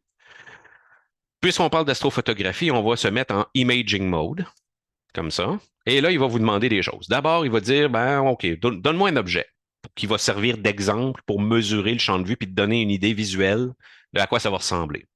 Fait qu'on parlait de la galaxie d'Andromède. Bon, ben, on va aller chercher dans les objets Messier. Là, on a tout le catalogue Messier ici. C'est M31, mais on va sélectionner M31. Bon, voilà, galaxie d'Andromède. Choisissez l'équipement. Bon, là, on va choisir le télescope et la caméra. Il y a beaucoup de télescopes et de caméras qui sont entrés, qui sont dans la base de données, mais ils ne le sont pas toutes. Donc, si jamais votre télescope ou votre caméra n'est pas listé quand on pèse sur la petite flèche, vous avez tout ça en termes de télescope, là. OK? S'il n'est pas là, mais vous restez sur Custom Scope, puis vous rentrez manuellement la longueur focale et le diamètre. OK? Pareil pour la caméra. Fait que allons-y donc, la galaxie d'Andromède, on va utiliser quelque chose que j'ai là. Donc, ce qui est pour faire du très grand champ, on va pouvoir l'utiliser. Donc, un ASCAR. Donc, ASCAR, c'est une compagnie chinoise qui est assez récente dans le marché, mais qui est devenue très populaire très vite parce qu'ils font beaucoup de stock. Le FMA 180. Donc, le FMA 180, c'est plus un objectif qu'un télescope. 180, c'est parce que c'est 180 mm de longueur focale pour 40 mm d'ouverture. C'est très petit. C'est à peine, ça fait 25 cm de long, je pense. OK, quelque chose comme ça. C'est très petit comme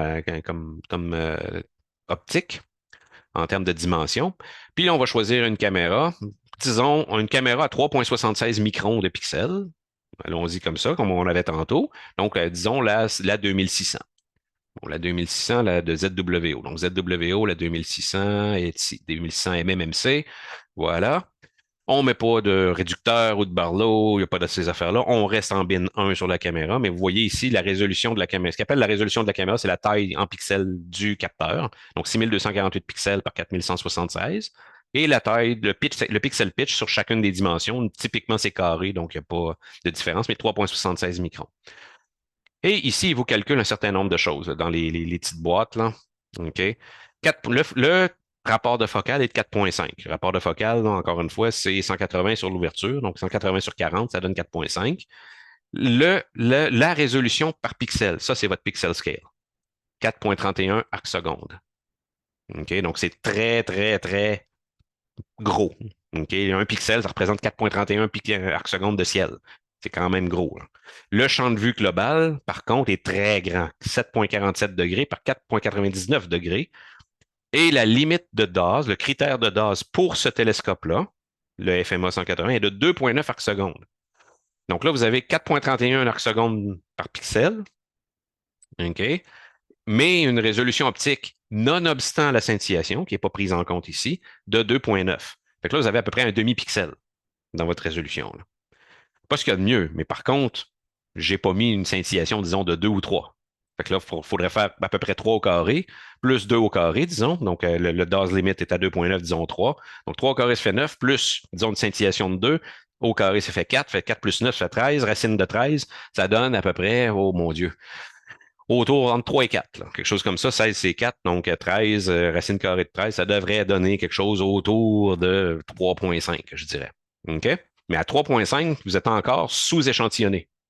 À 3,5 arcs secondes là, de résolution optique effective, ben, votre pixel scale est encore trop gros.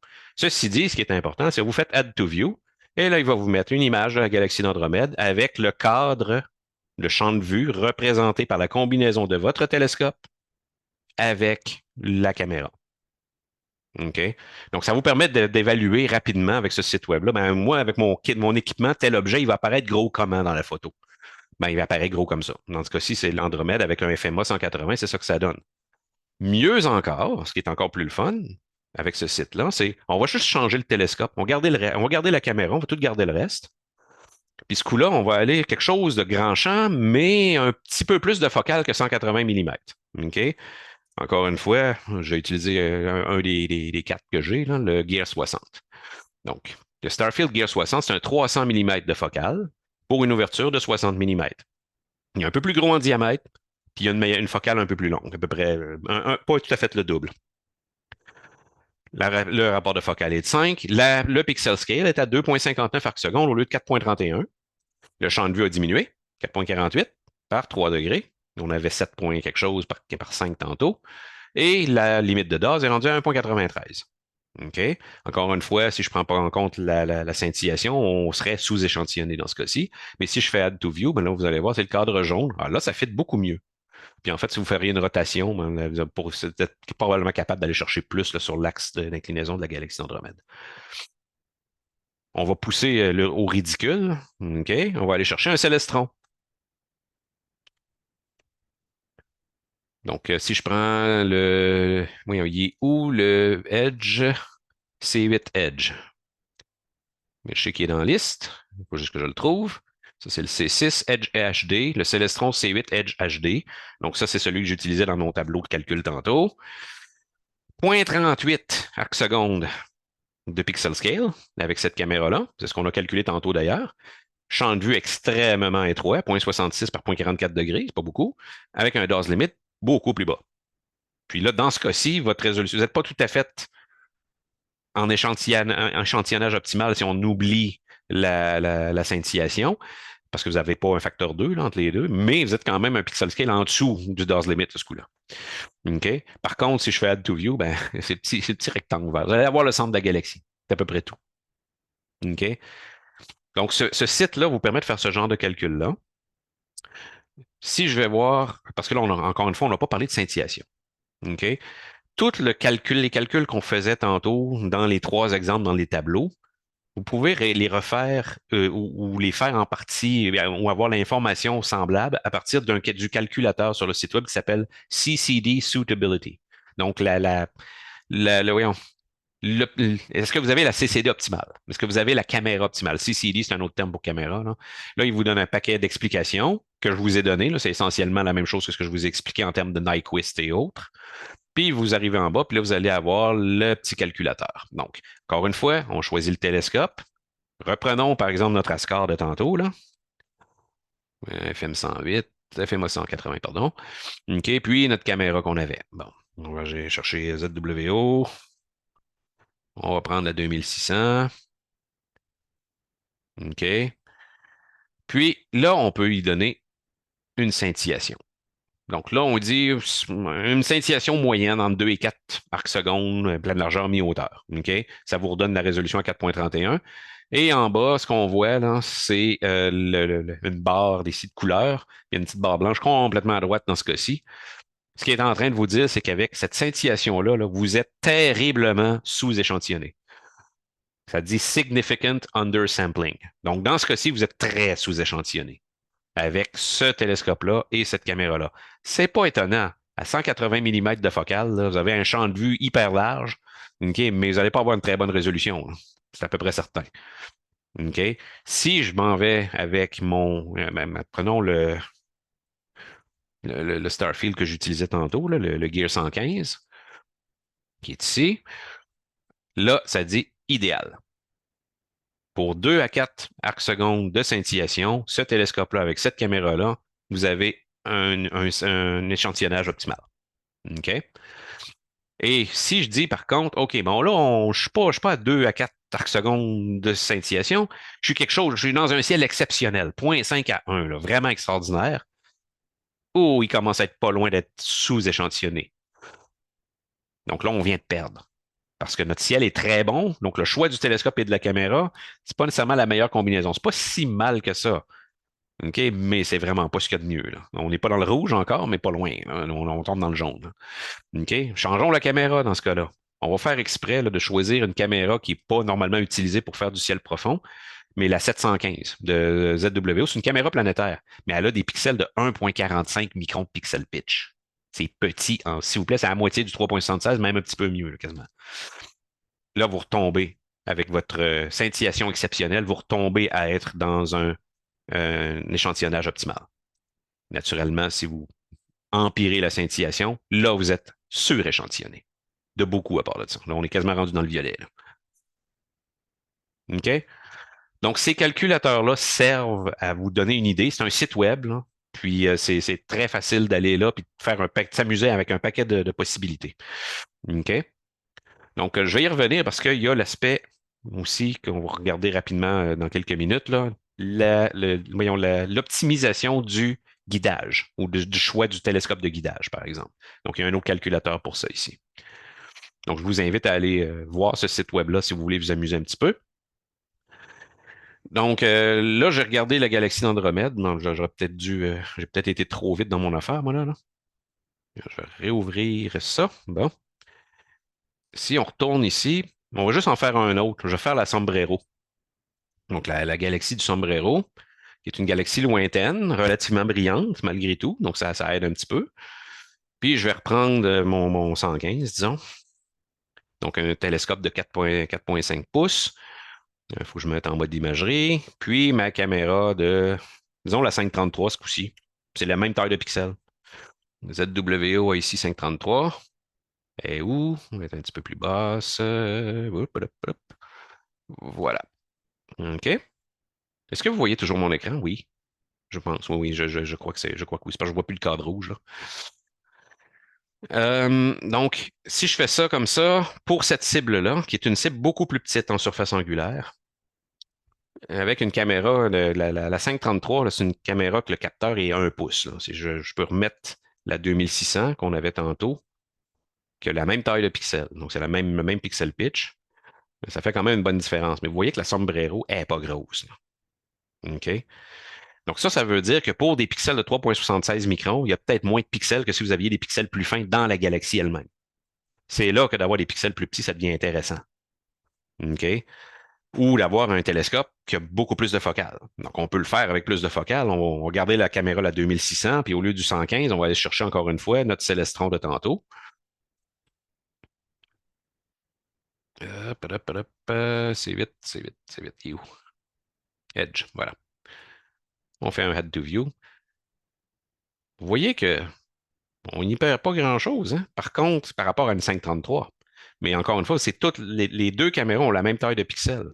Donc, si je voulais, par exemple, prendre encore une fois, avoir une meilleure, un meilleur que 0,38 arc seconde, là, que vous ne serez pas capable vous serez pas capable d'aller chercher ça dans le ciel qu'on a, là.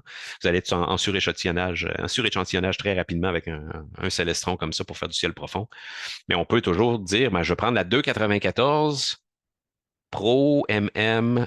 Donc ça, c'est 2,31 microns de pixel pitch au lieu de 3,76. C'est un peu mieux.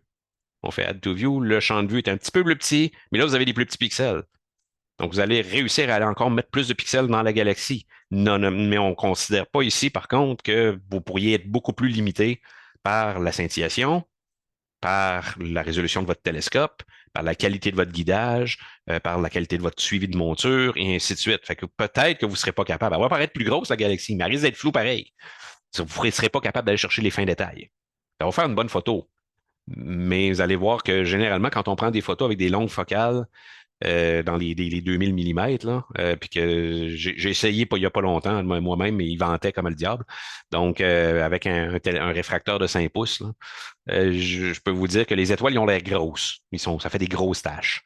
Et puis le focus était bon, là. C'est pas comme faire du grand champ. Ça, c'est sûr. Ça donne pas la même impression de piqué dans l'image.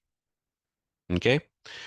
Donc, je ne veux pas passer plus de temps que là-dessus, là, mais considérez que dans le cas de la galaxie d'Andromède, vous allez probablement avoir tendance à être sous-échantillonné anyway, parce que ça prend beaucoup de champ de vue.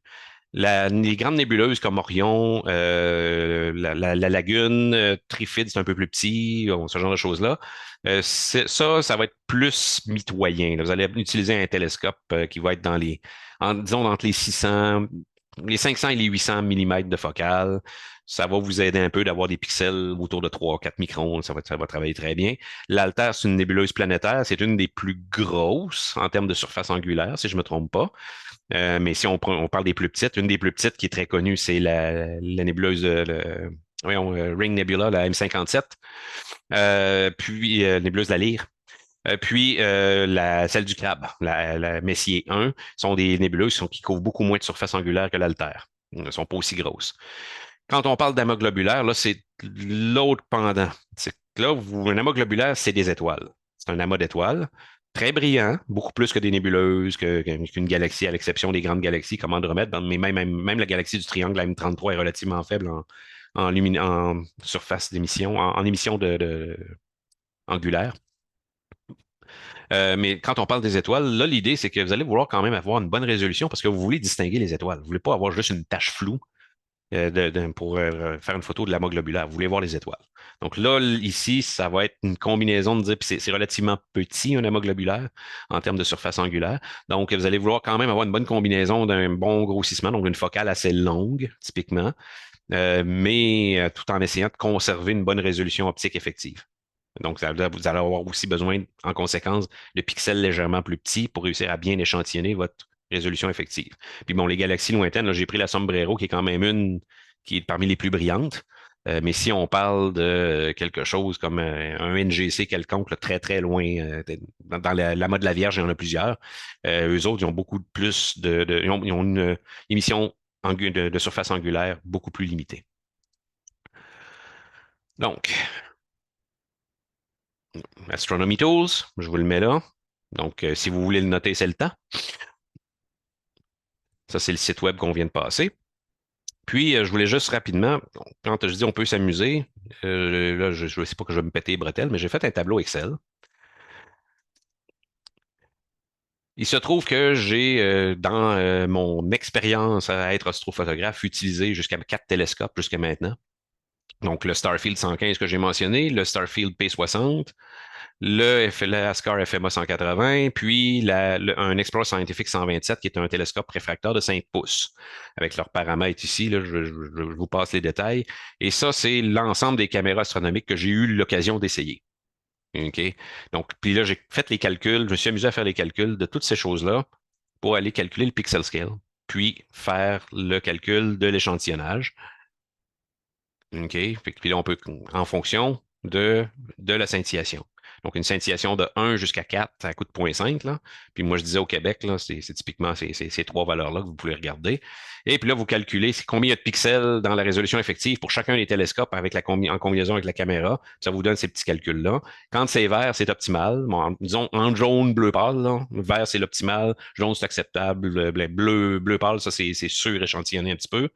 Mais quand c'est bleu foncé puis c'est rouge, ben là, vous êtes soit très sous-échantillonné ou très suréchantillonné. Puis là, on pouvez voir les combinaisons.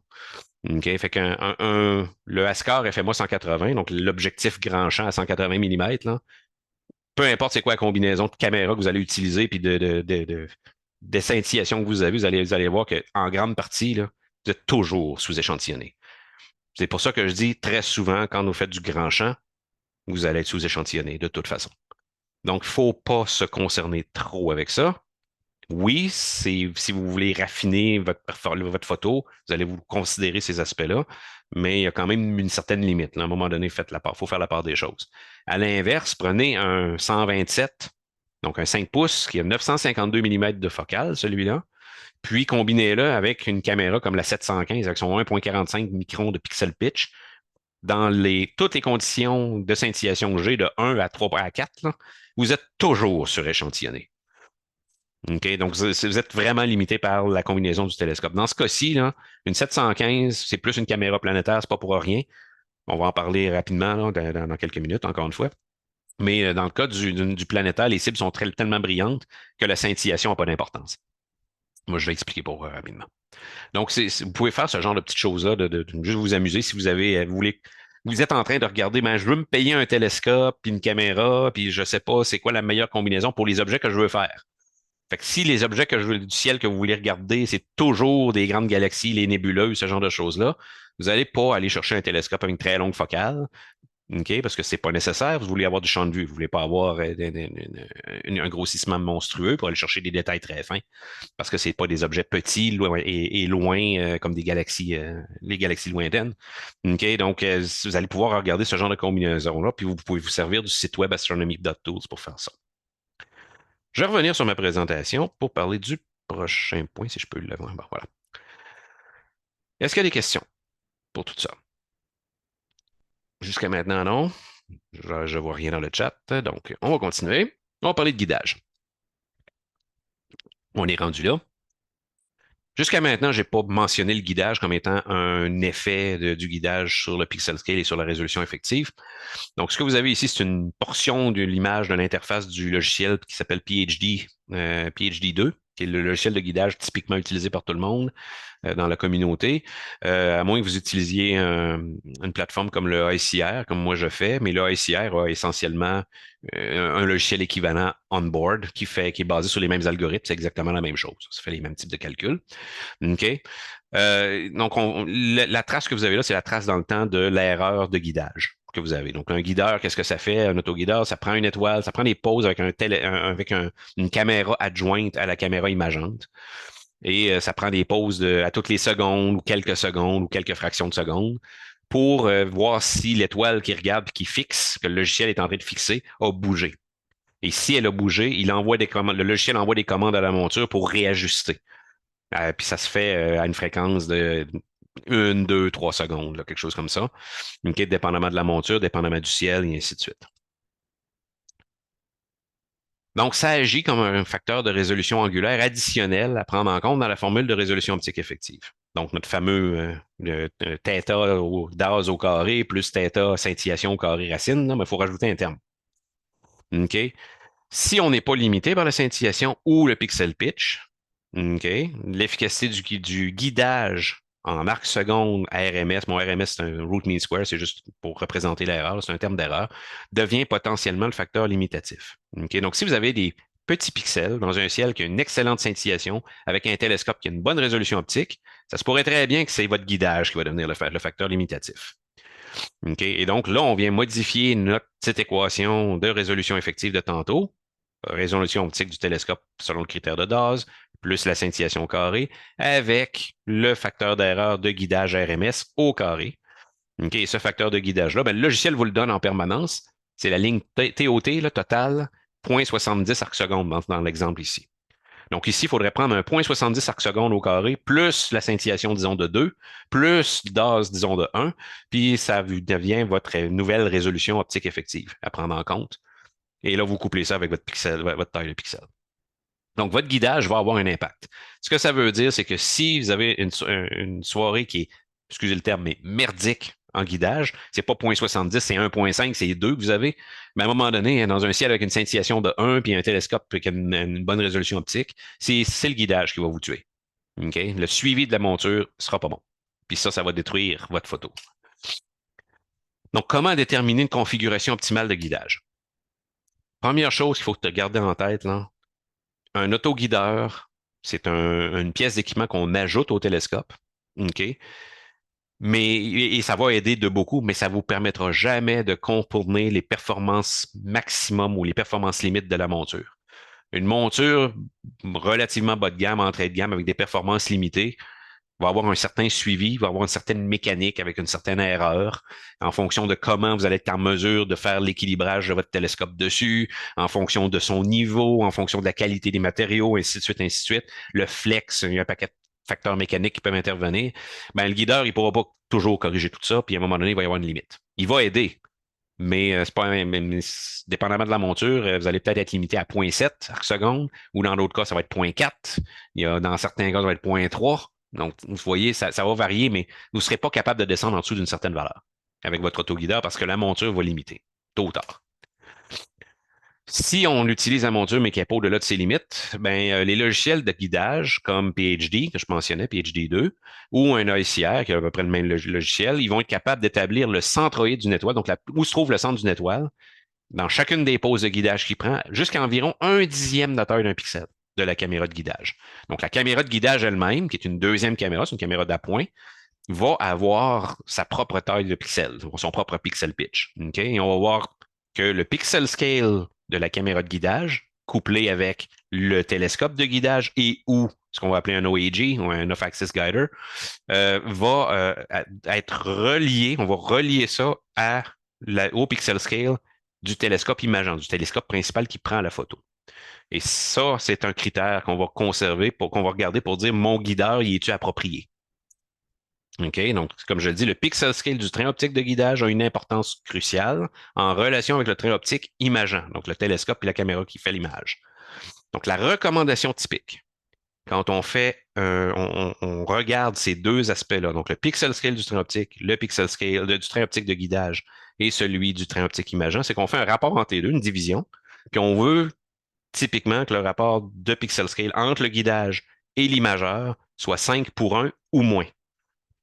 Donc, un pixel scale jusqu'à 5 fois, pour le guideur, son pixel scale peut être jusqu'à 5 fois la valeur, typiquement, là, que le train imageant, que l'imageur lui-même. OK? Certains vont dire 3:1, pas plus. D'autres vont dire tu es capable de monter jusqu'à peu près 8-9. 5, c'est la norme à peu près recommandée par à peu près tout le monde là, quand vous allez regarder. Il y en a qui vont pousser plus, d'autres moins. OK? Donc, c'est quoi une configuration de guidage, là? Bon, vous avez deux possibilités. Vous avez un télescope de guidage d'appoint, comme la première photo ici. Là. Bon, oubliez le viseur noir, là, le chercheur. Là, on oublie le chercheur. Le télescope imageant lui-même, c'est le télescope noir en fibre de carbone, avec la caméra ici en arrière. Le télescope blanc ici, ça, c'est le guideur. Donc, c'est le télescope de guidage, puis il y a sa caméra de guidage au bout. Donc, ça, c'est une première configuration. Vous avez un télescope et une caméra d'appoint complètement séparés du train imageant lui-même. Ils sont connectés ensemble uniquement mécaniquement. OK? Comme le chercheur. OK? Ça a ses avantages, ça a ses inconvénients. On va y revenir. L'autre option, c'est ce qu'on appelle un off-axis guider ou un guideur hors axe. OK? Qui vient se positionner dans le train optique imageant. Vous avez le télescope ici, ça c'est un Celestron, là, probablement, ou un Meade. Donc, c'est un Schmidt-Cassegrain. Le train imageant est ici, la caméra est ici à la fin. Ça, c'est une roue à filtre pour faire des filtres, pour prendre des filtres. Le focuseur il est ici, puisque c'est un Celestron. Mais juste ici, vous avez cette espèce de bidule-là, là, le cylindre noir avec une caméra qui arrive par le côté, hors axe. Ça, c'est un guideur hors axe, ou un off-axis guider. À l'intérieur, il y a un petit prisme qui vient se positionner juste à côté. On vient le positionner juste à côté du capteur de la caméra principale pour pas qu'il vienne faire une obstruction, mais il vient chercher une partie de la lumière du télescope, il vient la refléter vers la caméra de guidage en dehors de l'axe, puis il vient projeter une image des étoiles sur la caméra de guidage. Et la caméra de guidage regarde ça à toutes les secondes pour justement établir est-ce que je dois bouger la monture ou non, ou est-ce que mon suivi est encore on track. Ça aussi, ça a ses avantages et ses inconvénients. Typiquement, ça va souvent être établi par la focale du télescope imageant. Donc, le gros télescope lui-même, celui qui prend l'image, on va te dire, ben, ça vaut mieux d'aller avec un guideur, un télescope de guidage ou un OAG.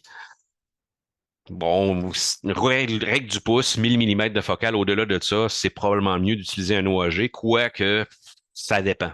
C'est parce que quand on est rendu à 1000 mm de focale, si on veut garder un rapport de guidage entre votre guideur et votre imageur de 5:1 ou moins, ben là, le télescope de guidage ici, il faut qu'il commence à avoir une focale quand même assez longue. Il devient plus gros, il devient plus lourd. Donc, mécaniquement parlant, c'est un plus gros défi. D'autant plus que, je pense que c'est mon prochain point. Ah non, il est pas là. Il est plus loin encore. D'autant plus que comme les deux télescopes sont complètement séparés, sont juste attachés mécaniquement, il pourrait arriver que, dépendamment de la position de la monture et du télescope principal, où est-ce qu'on pointe dans le ciel, il va y avoir ce qu'on appelle de la flexion entre les deux télescopes. Ce qui fait que pendant une prise de mesure, alors que la monture suit le ciel, ça change la distribution de poids entre le télescope imageant et le télescope de guidage. Et le télescope de guidage, il change de position relativement au télescope imageant pendant la photo. Et là, votre logiciel de guidage, lui, va dire, ah, mon guidage est parfait. Mais ce qui arrive, c'est qu'il ne donne plus les bonnes commandes à la monture, ce qui fait que l'image, la photo, au final, va pas être belle. Il va y avoir des traînées. OK? Donc ça, c'est un problème qu'on appelle la flexion, qui est quand même assez difficile à résoudre. L'avantage d'un OAG, c'est que comme il utilise le même télescope pour le guidage que pour l'image, il fait juste prendre une partie de la lumière et la rediriger. Ce problème-là disparaît. Il n'y a pas de problème de flexion qui peut intervenir. L'autre chose dans laquelle on va recommander d'utiliser un guideur hors axe, c'est quand vous utilisez un télescope Schmidt-Cassegrain, parce qu'il existe un problème, enfin un problème, un challenge ou c'est une limite de design très souvent là, dans les télescopes, surtout les Célestrons, mais les Meade avaient le même problème. Le miroir principal d'un télescope Schmidt-Cassegrain, c'est lui qu'on déplace pour faire le focus. Donc, il est monté sur un mécanisme qui permet de le bouger. Et malheureusement, ça fait en sorte qu'il ne peut pas être fixé complètement solidement dans le fond du télescope, puisqu'il ne peut pas être fixe, il faut qu'il bouge pour faire le focus. Et donc, en fonction du déplacement du télescope et de sa position par rapport au sol, quand on pointe vers l'horizon, quand on pointe vers le ciel, peu importe, puis que ça change pendant la nuit quand vous prenez votre photo, il peut y arriver ce qui arrive, un effet de mirror flop, qu'on appelle en anglais. Le miroir bouge soudainement, légèrement, latéralement. Ça change la position. Quand vous avez un télescope de guidage avec un célestron comme ça, le télescope de guidage, il ne verra pas ça, que le miroir a bougé, mais ça a un impact sur l'image, sur la photo elle-même. Avec un guideur Orax, ce problème-là est éliminé. Parce que le guideur Orax, il a le même effet qui va arriver. Il va voir le miroir bouger, il va corriger en conséquence. Donc, c'est un peu ce que je ramenais ici. Le désavantage d'un OAG, là, c'est que c'est plus complexe à optimiser. Ça permet d'éviter les différentiels de flexion, comme je le mentionnais, et le mirror flop, là, pour ne pas le mentionner, dépendamment du type de télescope. Mais c'est plus complexe à mettre en place, à aligner, parce que là, lui, il faut qu'il fasse le focus en même temps que l'autre. Donc, la caméra imageante, vous allez faire le focus en utilisant le télescope, donc son focuseur ici, mais ça affecte aussi le focus du guideur Orax. Et donc, il faut après ça faire le focus de la caméra du guideur Orax. C'est quand même, ça demande plus de setup. OK? L'autre désavantage, c'est que vous prenez une portion du ciel qui n'est pas dans l'image, parce que vous n'êtes pas vis-à-vis la caméra principale, avec un prisme qui est très petit. Donc, vous ne regardez pas beaucoup de ciel.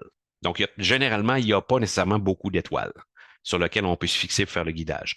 Ça arrive même dans des cas, dépendamment de où, dans quelle portion du ciel vous regardez. Quand on fait du galactique au printemps, par exemple, on regarde vers l'extérieur de la Voie lactée, on ne regarde pas à l'intérieur, on ne voit pas la Voie lactée elle-même. Il y a souvent beaucoup moins d'étoiles disponibles pour faire du guidage. Parfois même dans certaines positions, il n'y en a pas du tout. Puis là, vous avez un problème. Vous pouvez pas guider. Donc, je reviens juste rapidement sur mon tableau Excel parce que j'avais une chose que j'avais faite ici. Si je vais sur l'onglet Guide Scope, bon. Dans ce cas-ci, moi, je peux-tu zoomer? Bon. Je peux pas zoomer, moi, là. Et bon, voilà. Dans ce cas-ci, j'ai, disons, 4 setups potentiels de guidage. OK? Donc, un télescope de 130 mm de focale un télescope de guidage de 130 mm de focale avec une caméra comme la AEC 120 mm à 3,75 de microns de pixel pitch. Puis j'en ai trois autres ici, dont un qui c'est un OAG. Donc, c'est un guideur Orax. Et là, dans ce cas-ci, c'est le télescope lui-même, la longueur d'onde du télescope lui-même qui vient déterminer qui va être utilisé pour faire le pixel scale. Et quand on fait le calcul, on regarde ça avec les mêmes combinaisons de tubes de tantôt, un P60, un 115, qui eux autres ont chacun leur pixel pitch en fonction de la caméra. Donc, le pixel scale varie, là. Donc, si je prends la 2,94 à 2,3 microns de pixels, ça donne un pixel scale de 0,59. Le focal du télescope est de 805. Ça, c'est le télescope imageant. Donc, la première ligne ici, je prends chacun de ces guideurs-là. OK? Donc, si je prends la 120 mm avec son télescope de guidage à 130 mm, ça me donne 10,5 de rapport entre le guideur et l'imageur. Je suis très en haut de 5. C'est pas bon. Donc, on ne va pas utiliser ça pour faire. Ce guideur-là, cette configuration de guidage-là n'est pas bonne pour cette caméra-là avec ce télescope-là. Si je prends le télescope ici qui a 228, le Starfield, avec une 290 qui a un 2,9 microns de pixel pitch pour le guideur, pour le même télescope, le même imageur, ça donne 4,43. On est un peu en bas de 5, c'est un peu mieux. Mais je suis bien mieux d'aller avec celui-là ou celui-là, parce que là, je me rapproche de 1. Okay? Quand on est 1 pour 1, c'est génial parce que là, on a le même pixel scale, le moindrement que le guideur voit un mouvement, ça va se répertorier, ça va se rapporter directement à 1 pour 1 pour le pixel de l'imageur. C'est ça l'avantage. L'inconvénient, encore une fois, je l'ai dit tantôt, je le redis encore, plus vous allez regarder une portion restreinte du ciel avec des pixels plus petits, moins vous allez avoir de signal. Il faut que votre caméra de guidage soit sensible en maudit, vous prenez juste des images à la seconde, là. Fait que souvent, ce que les astrophotographes vont faire quand ça arrive, ils vont dire, ben, je vais sacrifier mon 1,73 ici, puis au lieu d'utiliser un pixel de 4 microns, je vais biner. Je vais faire du bin 2 par 2 de ma caméra de guidage. Les pixels vont avoir une surface équivalente à 8 microns de pixel pitch. Et là, naturellement, ça vient changer le rapport par un facteur 2, ça augmente à 3 dans ce cas-ci, 1,73 fois 2. Là. OK, donc 3,4. 3,4, c'est encore en bas de 5, c'est encore acceptable. Mais ce serait mieux parce que je verrais plus d'étoiles, j'ai plus de sensibilité parce que j'ai biné. Je sais que ça fait beaucoup de choses à considérer, mais encore une fois, il ne faut pas trop s'en faire parce que le site web de tantôt, je vous ai dit, il y avait un calculateur, GuideScope Suitability. Vous allez là, vous rentrez les propriétés du télescope de guidage et du télescope imageant et de la caméra que vous allez utiliser pour faire l'image. Et la même chose, le télescope de guidage et la caméra de guidage. Vous entrez ça, puis il va vous donner c'est quoi le rapport de guidage. OK? Puis si ça tombe en haut de 5,1, là, il va vous dire tu commences à être peut-être un peu haut. OK? Mais là, il va vous le dire c'est quoi le rapport. Idéalement, vous voulez avoir, enfin, optimalement, comme je disais, idéalement, c'est en bas de 5 pour un. Si vous vouliez vraiment être obsédé, ben, vous voulez un pour un ou plus bas. C'est-à-dire que le guidage, le guideur, il va avoir un pixel scale encore plus petit que l'imageur. Parce que là, à ce moment-là, le moindrement que ça bouge dans le guideur, dans le guideur, il va corriger, puis l'imageur ne le verra même pas. Vous n'aurez aucun problème.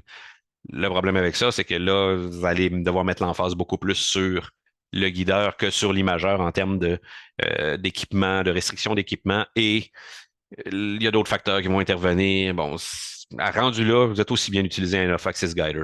C'est mieux tant qu'à moi. OK. Donc, je reviens sur ma présentation. J'achève. On a presque fini. Je parle depuis tantôt d'une exception, l'imagerie planétaire. Quand vous voulez imager les planètes, ah ben là, il y a quelque chose de complètement différent qui arrive. Les planètes sont extrêmement brillantes et en même temps, elles sont extrêmement petites en termes de surface angulaire. OK? Parce qu'elles sont très brillantes, ça nous permet de faire des pauses extrêmement courtes. OK? On n'a pas besoin de prendre des pauses de quelques secondes. Des fractions de secondes, ça suffit. OK? Quand on parle de fractions de secondes, ben là, on commence à être du même ordre de grandeur des fluctuations de la scintillation ou même en deçà de la scintillation. OK? Le défaut de ça, c'est que pour chaque image que vous allez prendre, ben, l'effet de la scintillation est là, ça va distorsionner l'image de la planète. OK? Elle va avoir l'effet de la scintillation sur l'image périplanétaire, c'est penser en été, regardez à ras la surface de l'asphalte, là, vous voyez comme l'air, il fait comme des distorsions. C'est exactement le même principe, là.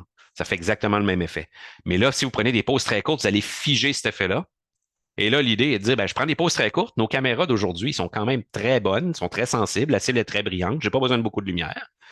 Et donc, en conséquence, je vais faire ce qu'on appelle du lucky imaging, de l'imagerie chanceuse. On va faire de la vidéo.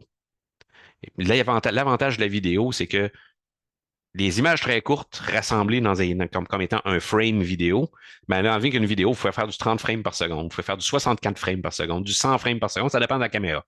Donc, pensez-y, là, une vidéo de 1 minute, disons, à 60 images secondes. Donc, 1 minute, c'est 60 secondes. Ben, 60 images secondes, 60 secondes, faites la multiplication, là, ça vous donne 3600 images. Il y en a quelques-unes là-dedans où la scintillation va avoir fait un effet qui ne sera pas très perceptible, ça n'affectera pas la planète autant. Et là, vous allez utiliser un logiciel qui va regarder chacun des frames de la vidéo, puis qui va choisir les bons, puis il va les mettre ensemble, va faire de l'empilement automatiquement, puis vous allez avoir une belle image de votre planète. Par contre, la planète, c'est très petit. Si vous voulez du détail, ça va vous prendre un pixel pitch extrêmement fin. Et dans un même temps, comme elles sont très petites, vous n'avez pas besoin d'un capteur très gros. Vous pouvez utiliser un très petit capteur qui n'a pas beaucoup de mégapixels, là. OK? La 715 que je mentionnais tantôt, la caméra ici 715, c'est un capteur qui a des pixels de 1,45 microns. Et si je ne me trompe pas, c'est du 2 ou 3 mégapixels. Quelque chose comme ça. C'est très peu de mégapixels. Le capteur est très petit. OK? Mais comme ces pixels sont très petits aussi, la planète rentre complètement dedans. Et avec des très petits pixels, puis vous oubliez la scintillation, vous venez de la contourner, tout ce qui reste, ça va être l'ouverture du télescope.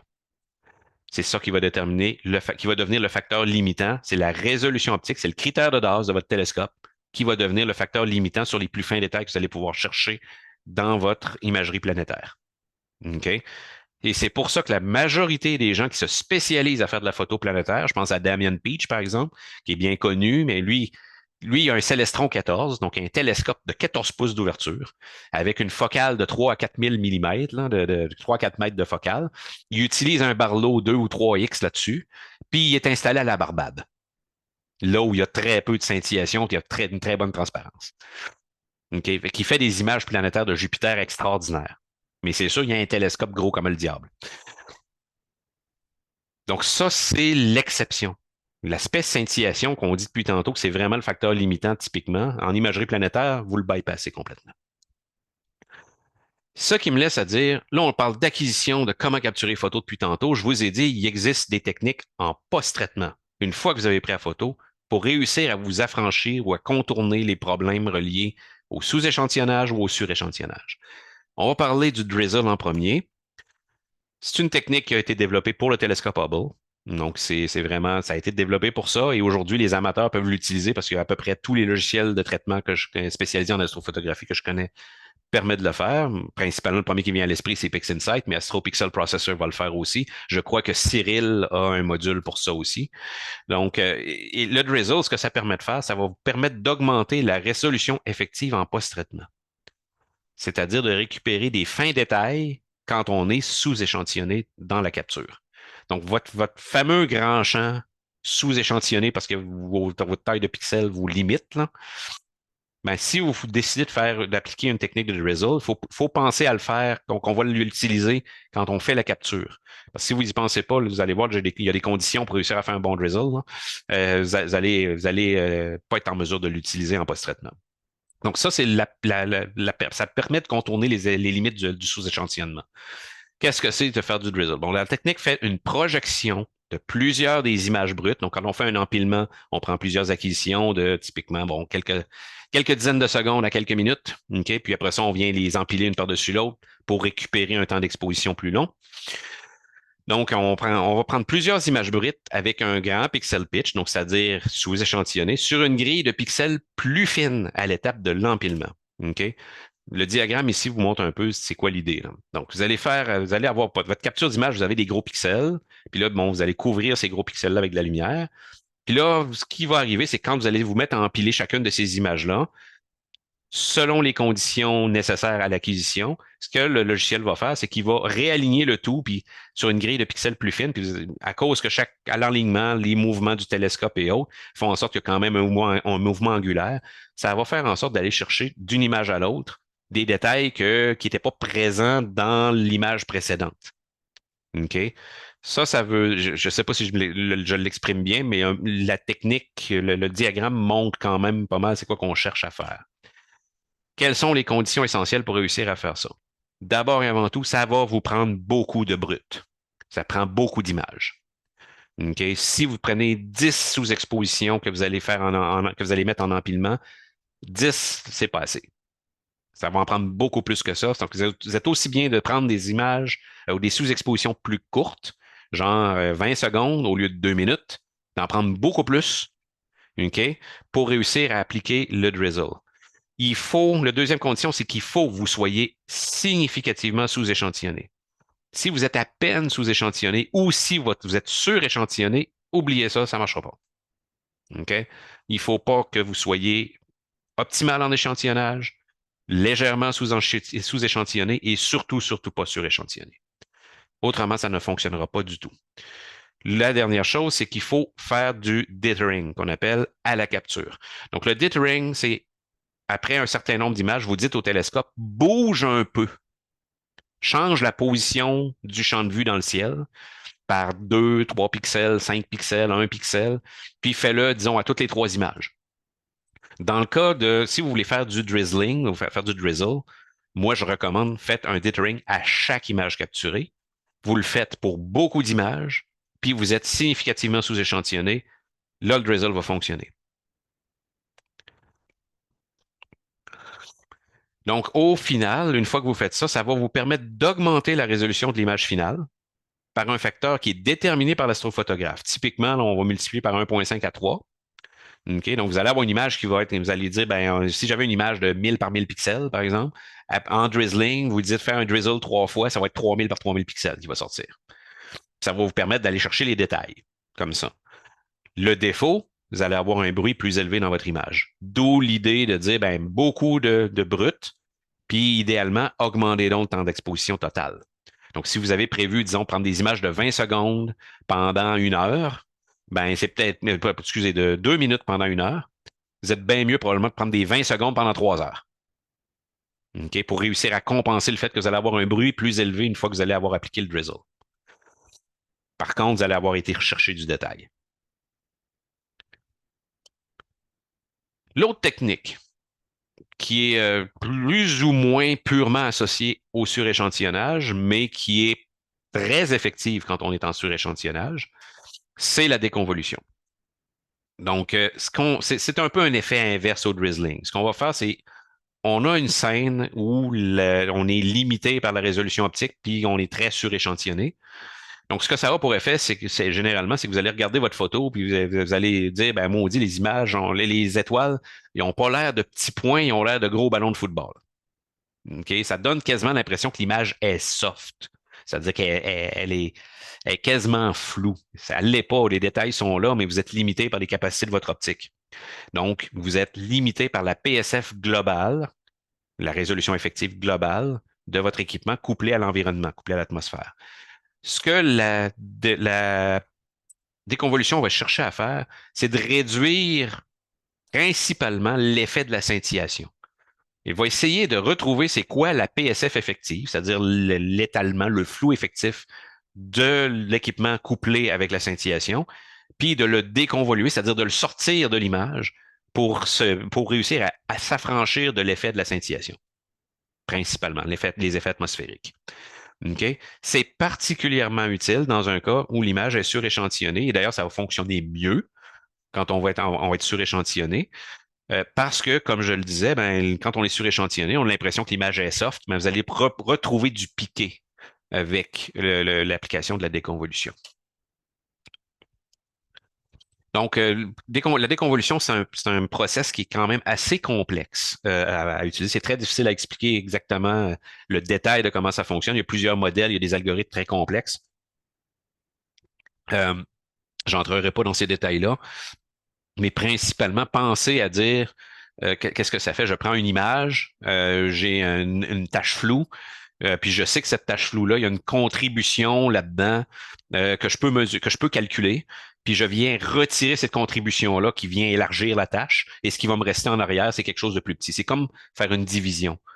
Ok, vous prenez une tâche précise, là, quelque chose de petit, un point, multiplié par une tâche floue, ça va vous donner une tâche floue au final.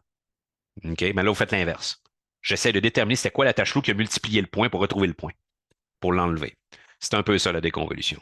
Donc là, ici, ce que j'ai mis, là, c'est la boîte qui représente les paramètres de l'outil, d'un outil de déconvolution qui, dans ce cas-ci, c'est PixInsight, qui a des outils assez bien, en fait, très élaborés pour la déconvolution.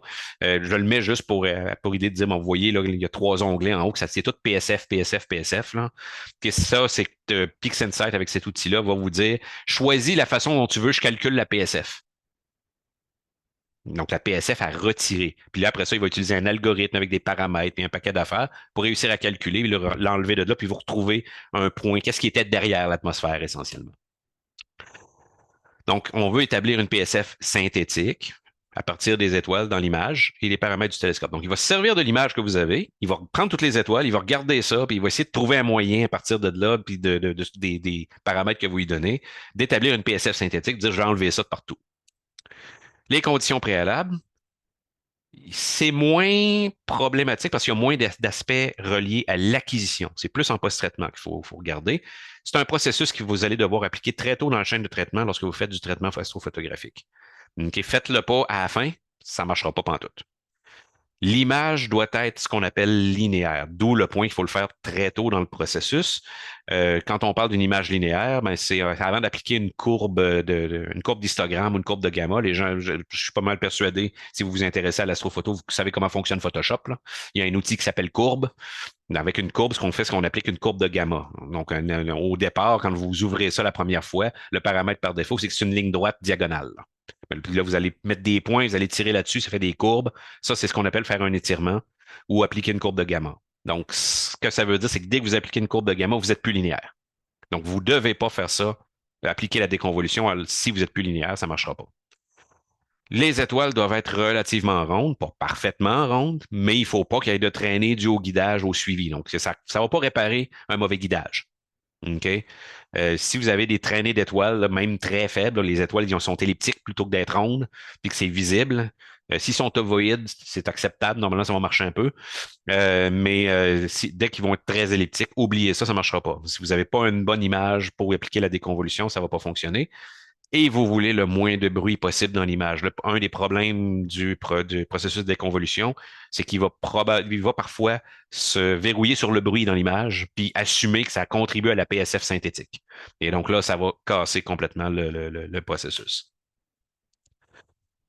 Donc, comme je disais, l'image résultante est obtenue en retirant, le vrai terme, c'est en déconvoluant l'APSF synthétique de l'image. Puis ça va donner un effet équivalent à faire une application d'un sharpening avec des wavelets ou ce genre de choses. Il y a plein de process pour faire du sharpening, mais dans ce cas-ci, c'est quelque chose qui est plus proche mathématiquement parlant d'être la réalité de ce qu'on voit. C'est plutôt que d'être quelque chose de plus synthétique quand on fait du sharpening avec un slider, là. C'est particulièrement utile pour les images d'amas stellaires en particulier parce que vous regardez les étoiles. Donc, ce que vous voulez, c'est de réussir à distinguer les étoiles et chercher le détail. Ben, il n'y a pas mieux que la déconvolution pour réussir à aller appliquer, à aller rechercher du détail comme ça. Et les galaxies, particulièrement les galaxies lointaines. Par contre, il faut faire attention, il y a des artefacts qui peuvent apparaître facilement, le moindrement qu'on n'a pas les bons paramètres, puis ça vous donne un effet comme ça. Là, vous avez l'image de départ à gauche, je pense que ça c'est M33 probablement, ça ressemble à la galaxie du Triangle. Puis là, on applique un processus de déconvolution là-dessus pour faire réduire la taille des étoiles, aller chercher du détail dans la galaxie, et on s'est trompé de paramètres, et ça vous donne l'image à droite. Ça, c'est ce qu'on appelle faire du ringing. OK? Si vous voyez ça, ça veut dire que vos paramètres sont complètement dans le champ. Il faut que vous recommenciez. Donc, vous annulez tout ça, puis vous recommencez à zéro. Il faut vous trouver les meilleurs paramètres. Donc, c'est pas facile d'utiliser un processus de déconvolution. Si bien qu'aujourd'hui, ma recommandation, c'est que si vous êtes pas, vous voulez pas apprendre à ça, vous cassez le basic à travailler avec ça, puis réussir à comprendre comment ça marche, puis toutes les fins détails, puis optimiser le tout. Il existe maintenant un plugin pour Photoshop, je crois, et pour PixInsight certainement, qui est faite par, je me rappelle plus du nom de l'astrophotographe, mais la compagnie, sa compagnie s'appelle RC Astro. Ça s'appelle Blur Exterminator. Et lui, ce petit logiciel-là, c'est un plugin qui rentre dans PixInsight ou un plugin Photoshop qu'on peut appliquer sur une image et ça utilise l'intelligence artificielle. Donc, c'est un système de machine learning qui vient appliquer une déconvolution. C'est très puissant, très peu de paramètres et généralement, ça fonctionne assez bien. Et voilà, ça fait le tour pour ce soir. Il n'y avait rien de pratique que ce soit comme les autres séminaires là, que j'ai fait, mais je rouvre la porte aux questions. On aura réussi à le faire en 2 heures cette fois-ci, plutôt que 3 heures. Je suis content de moi. Est-ce que vous avez des questions?